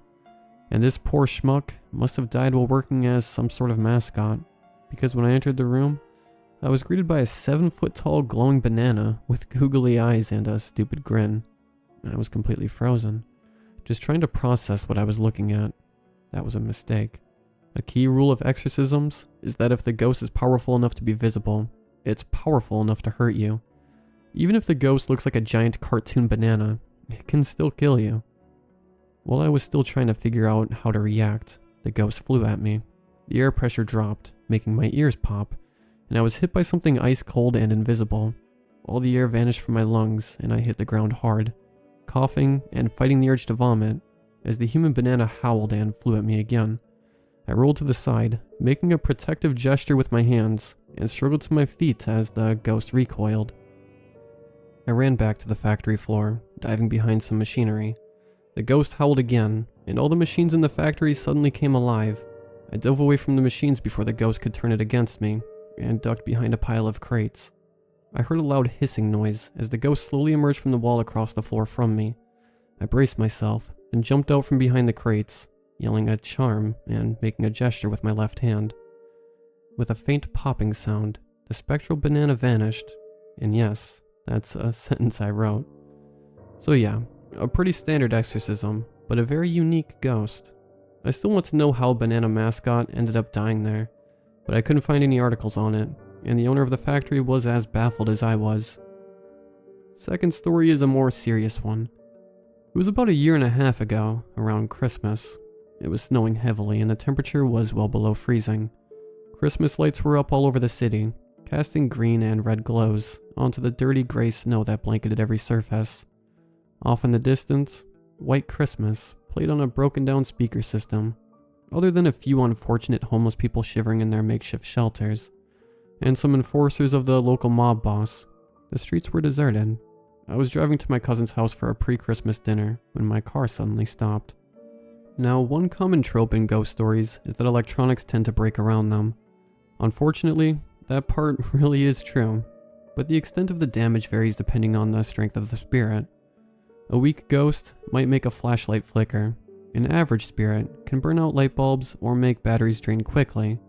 So imagine what sort of ghost could make an SUV stop dead. Very slowly, I stepped out of the car. My spiritual senses were screaming at me to get as far away as I could, which unfortunately wasn't an option. You see, one of the requirements of being a licensed exorcist is that if you discover the presence of a ghost that could pose a danger to public safety, you are legally required to deal with it. If the government found out I'd knowingly ignored a powerful specter, and someone died as a result of it, well, losing my license would be the least of my problems. The maximum punishment, as far as I've read, is a $50,000 fine and 10 years in prison. Though I'm not aware of anyone being given that. The point is, now that I was able to sense the spirit, I was legally obligated to investigate it. I pulled my winter coat out of my trunk, locked my car, and began to look around. The road was deserted, lit only by a pair of dim streetlights and a few flickering lines of Christmas lights. As I watched, a string of red and blue bulbs flashed and went dark. A soft breeze blew, swirling the snow around me. The presence I felt hadn't moved, as if it were waiting for me. I turned my head toward the direction the feeling was strongest, a dark alleyway. I made a sound that was a half sigh, half hiss, and walked up to the alley as slowly as I possibly could. As soon as I approached the entrance, the temperature dropped even colder. My nose and eyes stung as the water in them started to freeze, and a sudden burst of pain shot through my ears. I bit down on my tongue to keep from yelping, and forced myself to inhale. Even that act was difficult, as the coldness of the air and the sudden change in air pressure meant that just getting enough oxygen was a struggle. Once again, I debated running away and just calling for someone more experienced, but the odds of getting someone this late at night, and near Christmas at that, were too low. Plus, there was always the risk of the ghost moving out of the alley in search of victims while I was busy protecting myself. I took a step into the dark alley, then another and another. My feet seemed to sink into the ground, much deeper than the snow could possibly allow. Lifting my feet was like pulling them through wet cement. My head pounded, and spots flashed before my eyes. I focused on my breath, forcing the air in and out, as I pushed slowly through. Slowly, as my eyes adjusted to the unnatural darkness, I could make out a small shape on the ground, up against the wall. A child, probably less than 10. There was no point in checking. I could tell she was dead. As I got closer, I saw her foot was caught in the broken gate of a storm drain. My best guess is she got stuck and froze to death. The spiritual power I sensed was strongest here. A recent death, then, still staying by its body. I extended my hands, palms inward, left hand over the right, fingers splayed, and began to chant. As I finished the chant, the spirit became visible. The girl, as expected, but twisted and contorted until she looked like a giant millipede. Hundreds of black circles covered her spectral body, milky white eyes darting around within like squirming maggots. The spirit rose up into the air, then began spinning rapidly before flying towards me with a sound like a fire alarm. I dropped to my stomach and pressed myself into the snow as the ghost passed inches above me, rolling onto my back and throwing my hands upwards. Twisting my fingers around each other, I did another chant. The ghost twitched, then reversed direction and threw itself at me again. I rolled to the side and jumped back to my feet, pressing my hands towards the ghost and continuing the chant.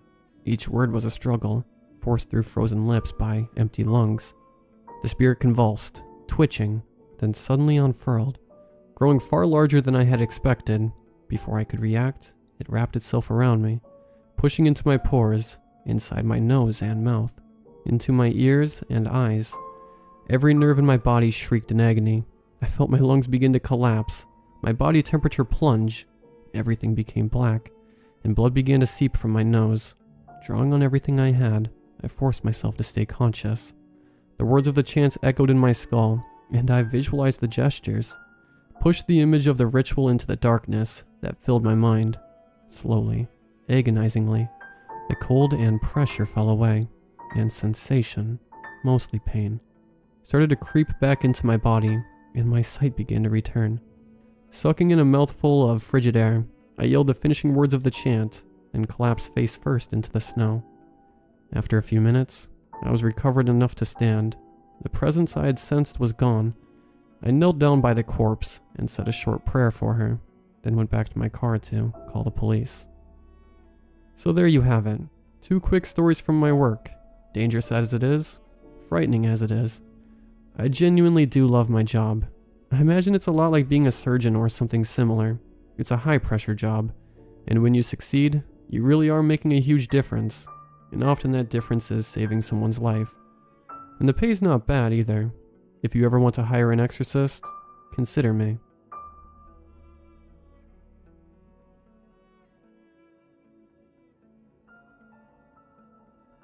All I wanted was a garden. Looking back now, that must have been too much to ask for. Because when my garden finally grew, it came at an unforeseeable price. I had studied, struggled, and bloodied my arms, trying to tend to pre-grown rose bushes to get them to flourish in my yard, but no matter what, everything in my yard died, and died quickly, until a week ago. Now the fruits are ripe for the picking. My roses are as vibrant as if they came from Wonderland, and I wish I could give it all back. This horror story of all started pretty normal last Saturday. I saw an ad on Facebook for a small traveling market that tended specifically to the needs of gardeners and growers. They offered classes and supplies. They said their caravan would be in town for that day, and I wouldn't even have considered going if it wasn't for the testimonies in the comment section motivating me, making me feel hopeful. My garden grew overnight seemed to be a trending theme, so I set out on my quest. As I was leaving, crossing my yard to leave, I stepped in dog crap. The smell made me gag, and I could feel the anger and frustration building inside me. This wasn't the first time this has happened, and I knew exactly whose dog it was. Without bothering to wipe the nasty evidence off my shoe, I marched to my neighbor's house next door. Standing at the edge of her gate, I looked into her yard. There were 2 patches of sunflowers grown tall and proud, guarding either side of the entry. My neighbor's lawn glowed green with life, and she sat at a dainty table on her porch, serving lemonade and entertaining a few ladies from the neighborhood. The sun shone like a halo in her curly blonde hair, and she had a beauty. The culprit, her Scottish terrier, was up on its hind legs twirling in a circle. When it was done with its trick, the ladies she was having lunch with clapped delightfully. Everyone loved her. I always felt so inadequate when I spoke to her, and almost lost my nerve, if not for the smell of dog crap on my shoe wafting to my nostrils. Clenching my fists at my sides, I yelled rudely across the greenery of her yard, "Marianne, I need to talk to you." Marianne just smiled gracefully and waved. "I'll be right there, darling, just one moment." She turned apologetically to her guests. She descended down her porch with the radiance of a queen, the dog following at her heels. Her dress swished sexy and sophisticated at her calves, and her garden made for a perfect picturesque background. Meanwhile, I stood there like an idiot, sweating and fidgeting in a large t-shirt. Her emerald green eyes looked me up and down. Her cute, perfect nose wrinkled just slightly in disgust at the crap on my shoe. That only sparked my rage more. "What can I help you with today, my dear?" Her voice rang melodious, like church bells. My voice came out a little too loud and too high-pitched. "Your dog has been crapping in my yard again." Her plump peach lips formed a perfect little O of surprise. "Oh, Princess. No, Princess is a good dog. Even if she did relieve herself in your yard, I'm sure she was just trying to help." You know, maybe she thought you needed a little fertilizer to help your yard grow." She paused to look pointedly over my shoulder at my bleak, lifeless yard. It's not like she was really hurting anything, right? You can't be that mad. I mean, just look at her adorable face. As we looked at the dog, it cocked its head and wagged its tail. Marianne laughed cheerfully, telling the dog how cute it was. "Just keep Princess out of my yard." I snapped at her, flustered and impatient, turning abruptly and stormed back to my house with her calling after me. "I hope your day gets better, love." I gritted my teeth. Even now as her garden starts to wither and wilt, I can't see clearly if I hated her out of envy or because of her fake, nice personality. Despite her wish that my day get better, my mood did not improve much after reaching the caravan. It had seemed like a large outlet from the ad, but really only consisted of a pickup truck with 2 men selling rusty tools and 3 tents. The largest tent had an orange curtain made from old pennies strung together, and an old woman dressed in a long patchwork skirt sitting outside it. "Excuse me?" I approached her. "I was wondering if you had anything that could help me grow roses?"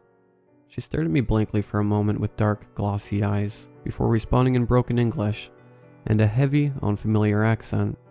Roses. Yeah, come, this way." She rose slowly, supporting most her weight with a cane, and disappeared into the tent. I hesitated, looking after her into the dark, a sudden desire to run away rearing up inside me. I shook it off and went through the curtain of coins. Inside, the tent seemed a lot larger, crowded with shelves, and the shadows seemed to slither and snake on the walls.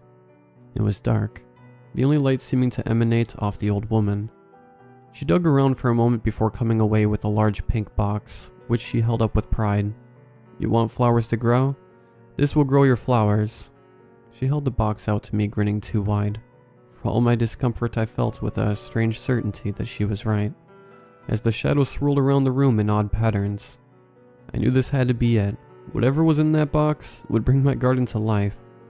When my hand touched the lid, the shadows went wild, wiggling and squirming on the walls. I barely noticed them, I was so fixated on the box, on my final solution. As I lifted the lid, it felt like all the oxygen had been sucked out of the tent. Holding my breath, I looked inside, and it was... lawn gnomes? I asked, disappointed. There were 8 clay lawn gnomes, each one with a pointed red hat. The lady looked at me, grinning expectantly, waiting for me to say something. "They are cute?" They were not cute. They all had a wrinkled, sagging, squished-in face, each one wrinkled in a different way. One had deep wrinkles in his forehead, between his brows to show years of scowling. He looked angry and tired, pushing a wheelbarrow. Another had a crow's feet, and was carved with lines to make him look like he had been smiling insanely his whole life. He was carrying a water pail. They were all unique and distinct, even if they were ugly. "Alive." The woman spoke in a hushed, excited tone. "It will come alive. Alive." She grabbed onto my arm a little too tight and had a wild, fevered look in her eyes, and didn't let go of my arm until I nodded to show I understood. I assumed she was saying that my garden would come alive, and that she was just too old and crazy to understand what she was talking about. I felt disappointed, but the gnomes looked like a rarity, so I bought them for their uniqueness and hurried out of the tent. The men selling tools in their pickup trucks stared at me with unblinking expressions of pity that I didn't understand. The whole place made me feel so nervous that by the time I reached my car, I was almost jogging. Driving away, my uneasiness began to fade, and I laughed at myself for getting so wound up. When I got home, I took the gnomes out of their box, one by one, placing them in a congregation next to my porch steps. Studying my new prizes, I tried to shake off the weirdness of the day. I was amazed at the craftsmanship and the amount of time it must have taken to carve their wizened little faces. Sagging wrinkled eyes peering out from under tall pointed gnome hats, each face contorted into an expression of joy, anger, triumph, and sorrow. One of them wielded long garden shears, with a sagging look of malice. Another sprinkled seeds from a pouch with miles of bags under his eyes, and a blissful, dreamy grin.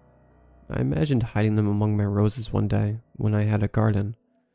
Hiding one in a vegetable patch, and the rest all throughout the yard. They would be like a mystical little creature that lived in my yard. I guess the joke's on me now. That night was when things really started to get weird.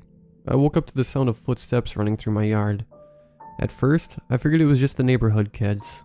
It was still summer vacation, and they had epic hide-and-seek in the dark competitions every year. I watched shadows flickering through my blinds, and started to hear a strange singing. It must be playing one of those singing games that we all used to play in grade school, I told myself. After some time it stopped sounding like innocent singing, and started sounding like a low sinister chant. I wish they would stop whatever unsettling game they were playing, and I pulled my blanket tighter around my body. I told myself I wasn't going to do anything tonight. I would let them play their strange game, but tomorrow, if they came back, I would tell them to go somewhere else. As the night wore on, I began to grow more and more unnerved at the activity in my yard. The chanting seemed to go on endlessly throughout the night, and I don't remember when I fell asleep, but all too soon after losing consciousness, my alarm was going off. Because of my night disturbance, I did not wake up on the right side of the bed that morning. I was hardly awake at all, and my eyes burned from sleeplessness. When I had finally gotten myself together to leave for work, I opened my front door, blinking as I adjusted to the sunlight. As my yard came into focus, I froze, not believing my sight. I've finally lost it. I'm officially crazy. I stepped back in my house, closing the door behind me. Let's try this again. I stepped back out of my house. My jaw dropped. My yard was green. I rubbed my eyes, but the image didn't go away. My yard was blooming and alive. Pink and red roses grew along my fence leading up to my gate. Blue daisy lined my walkway, with a fat, happy bumblebee dancing between flowers. Joy bubbled up inside me. This was everything I had wanted, everything I had worked for. To my left, a strawberry patch grew fat, ripe red strawberries, hanging off the vines and ready to taste. My garden had grown, but how? I took my shoes off, stepping into the soft green grass, wiggling my toes. It felt real. It was also perfect. All the time spent studying soil types, all the calluses on my hands. I had finally grown life. This was it. This was my dream. A dream, I thought, as a hummingbird darted past my face. I smiled. Yeah, I was dreaming. That was exactly it. What a beautiful dream. I had never lucid dreamed before, and thought it would be smart to enjoy it while it lasted. I was kneeling down, cupping the blue lilies to get a closer look at them, when Marianne approached at my gate, red-faced and angry, in a way I had never seen her before. I remember thinking, if this is a dream, I don't want to deal with this. And I closed my eyes to use a lucid dreaming technique to make her go away. This is my dream. You don't belong here. Go away. Except, she didn't go away. Even with my eyes closed, I could hear her yelling at me from my gate. Diane, are you an idiot or are you high? I see you standing right in front of me, and I know you hear me. I started to get a sinking realization that it wasn't a dream. I opened my eyes. The roses swayed in a breeze. This wasn't a dream. Marianne was crying. What did you do to her? What did you do to Princess? I felt so confused. I didn't understand what was happening. Hang on a second. I didn't do anything to Princess. What are you even talking about right now, Marianne? I yelled back at her. She started yelling again, but I couldn't focus. I looked at the roses that had popped up overnight. I wondered if other people could see it. My heart started racing. Maybe I was crazy. Maybe I was actually really crazy. Marianne yelled on. A few people had even started to come outside and see what was happening. I tried to focus on her words. I know it was you. You complained about her yesterday, and now she's missing. I know you took Princess. You always were so terrible and jealous of me, but that's not Princess's fault. You better have not hurt her. I started to get annoyed. I didn't have time for this. Marianne, I don't have your stupid dog, and I don't have time for this. She's probably just taking a crap in someone else's yard, enjoying her favorite pastime. I don't have her. Marianne's mouth popped open dramatically, as if to say, oh my. I'm warning you, Diane. If you did anything to my dog, you are going to pay for it. Yeah, whatever, Marianne. And just to test the waters, I casually asked, hey, what do you think of my garden? I held my breath. Please don't be crazy. Her face contorted with angelic rage, as she looked at my roses then back to me. I can't believe you have the audacity. I'll show you what I think of your garden. And she stormed away. I bent down and picked a strawberry, smelling and touching it. So the garden is real. I looked around in disbelief. When I looked back up, Marianne was marching back around the corner carrying hedge clippers. This is what I think of your garden. You're heartless. She emphasized the word by chopping off a rose. Dog-hating. She chopped another rose. Bitch. She started chopping haphazardly into the bush, ruining the flowers. I screamed for her to stop. I didn't even understand how my garden had got there, and she was already destroying it. She shook the blades at me. You better give me back, princess, and you better not have hurt a hair on her. She screamed at me before stomping away, and slamming her front door so hard, I could hear it from my house. That was the last time I would see her alive. As I tried to clean up my harmed rose bushes, I noticed a lawn gnome sitting under the bush. It was the angry one holding the shears. Its sinister little face startling me when I was bending down to pick up an amputated rose. I'd almost forgotten about them, and after a little more looking, I found that the rest of them were also placed through the yard in similar and obscure positions. Just like I had imagined. I didn't know what to make of all this, but I remember feeling like whatever God had been laughing at my life finally decided to be kind and reward me for my patience. How naive I was. Considering the strange circumstances, I took the day off work and spent the afternoon studying my garden, doing research on phrases like spontaneous garden growth and how did my garden grow overnight. Most of the websites that came up were tips on how to make your plants grow faster, or how sometimes seeds blow in the wind and take root in unexpected areas. Nothing scientific, nothing to explain what happened in my yard. As night came, I began hearing footsteps outside again. When I looked out the window, I didn't see any of the neighbor kids. My hair stood on end. My instincts told me something wasn't right. I closed my blinds tight. The footsteps stopped, and everything was quiet for almost an hour, and I was able to breathe a sigh of relief. Then the noises started up again with a vengeance, shadows flashing in my window, and the sound of a low, ominous chant that sent shivers down my spine. I looked through my home for a weapon, talking to myself. It's the kids, or Marianne playing a prank. Just go out there and tell them to leave. The only thing I could find to defend myself was Gandalf's staff from my Halloween costume last year. I held it like a baseball bat and opened my front door. Standing in my doorway, I could see movement in the yard, but it was too dark to see anything. I called out, "Who's there?" No response, except the same eerie chanting as the shadows continued to move in my yard. I stepped off my porch, moving closer to the shadowy figures, and from the luminescence of the streetlights, I was finally able to make out what was happening. The lawn gnomes stood in a circle around a hole in the center of my yard. Somehow, they weren't made of clay anymore. Their sagging faces were fleshy, and moved with pink eyes glowing out from under their pointy gnome hats. I stepped closer, holding my breath as I remembered the gypsy lady's words, as she had presented me with the gnomes. Alive. It will come alive. Yeah, alive. I felt numb from shock. It was magic, I remember thinking. It really was a magical gift. I started to smile as I watched them work. After a few moments, I noticed a thick, putrid smell coming from the hole they stood around. Curiosity inched me closer, watching the magic gnomes.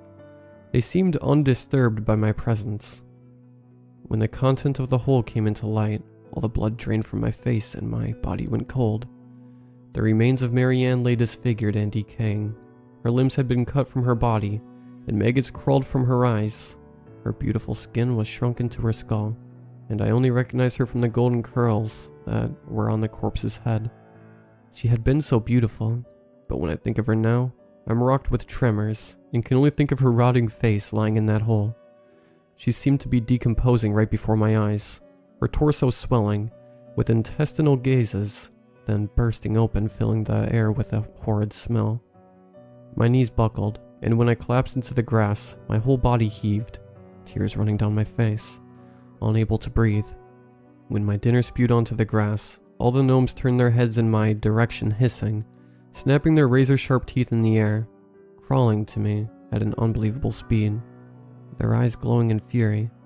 I crawled backwards to the sidewalk, heart racing and fighting back more nausea. I'm going to die. They will kill me just like Marianne. But as soon as I was off the grass, They relax their wrinkled faces and turn back to their business. A gnome with a shovel, and the gnome with the wheelbarrow, moving immediately and to clean my sick off the grass. I let out a sob, trying not to look at Marianne again, trying not to anger the gnomes again. The smiling gnome stepped toward me, his sagging grin showing his long fang-like teeth. "We are the guardians placed to protect this sacred land." His voice was deep and gravelly, like shifting boulders, deep and rumbling, and seemed strange coming from such a small, feral-looking creature. I tried to speak, but all I could say in my disabled state of fear was, "Marianne." The rest of the gnomes had resumed their ritual, chanting around my neighbor's decaying body. The smiling gnome nodded, saliva dripping from his fangs. "The threat that attacked was given back to the land. It is fertilizer now." He motioned toward my lifeless neighbor, and if to punctuate his point, her ribs cracked open, and a sapling broke through her chest. Overwhelming nausea took me over, and I began heaving onto the pavement. The gnome did not say anything. It just stood there, its wrinkled, sagging face staring at me, pink eyes unblinking. When I finished, he merely stated, "I shall return to the ceremony now." "Wait," I choked out. "Princess." An image of the shaggy, floppy-eared dog flashed in my mind. The gnome nodded. "Fertilizer. They are only fertilizer now."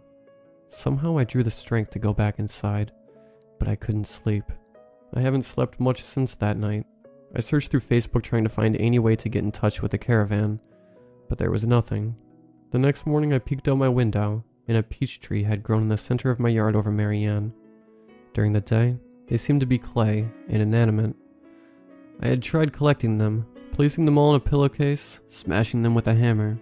By nightfall, I could see them reanimated and working diligently. I tried locking them in my toolbox, driving them to the middle of the desert and leaving them there and burning them in my fire pit. By nightfall, they always returned. I don't know how to get rid of them.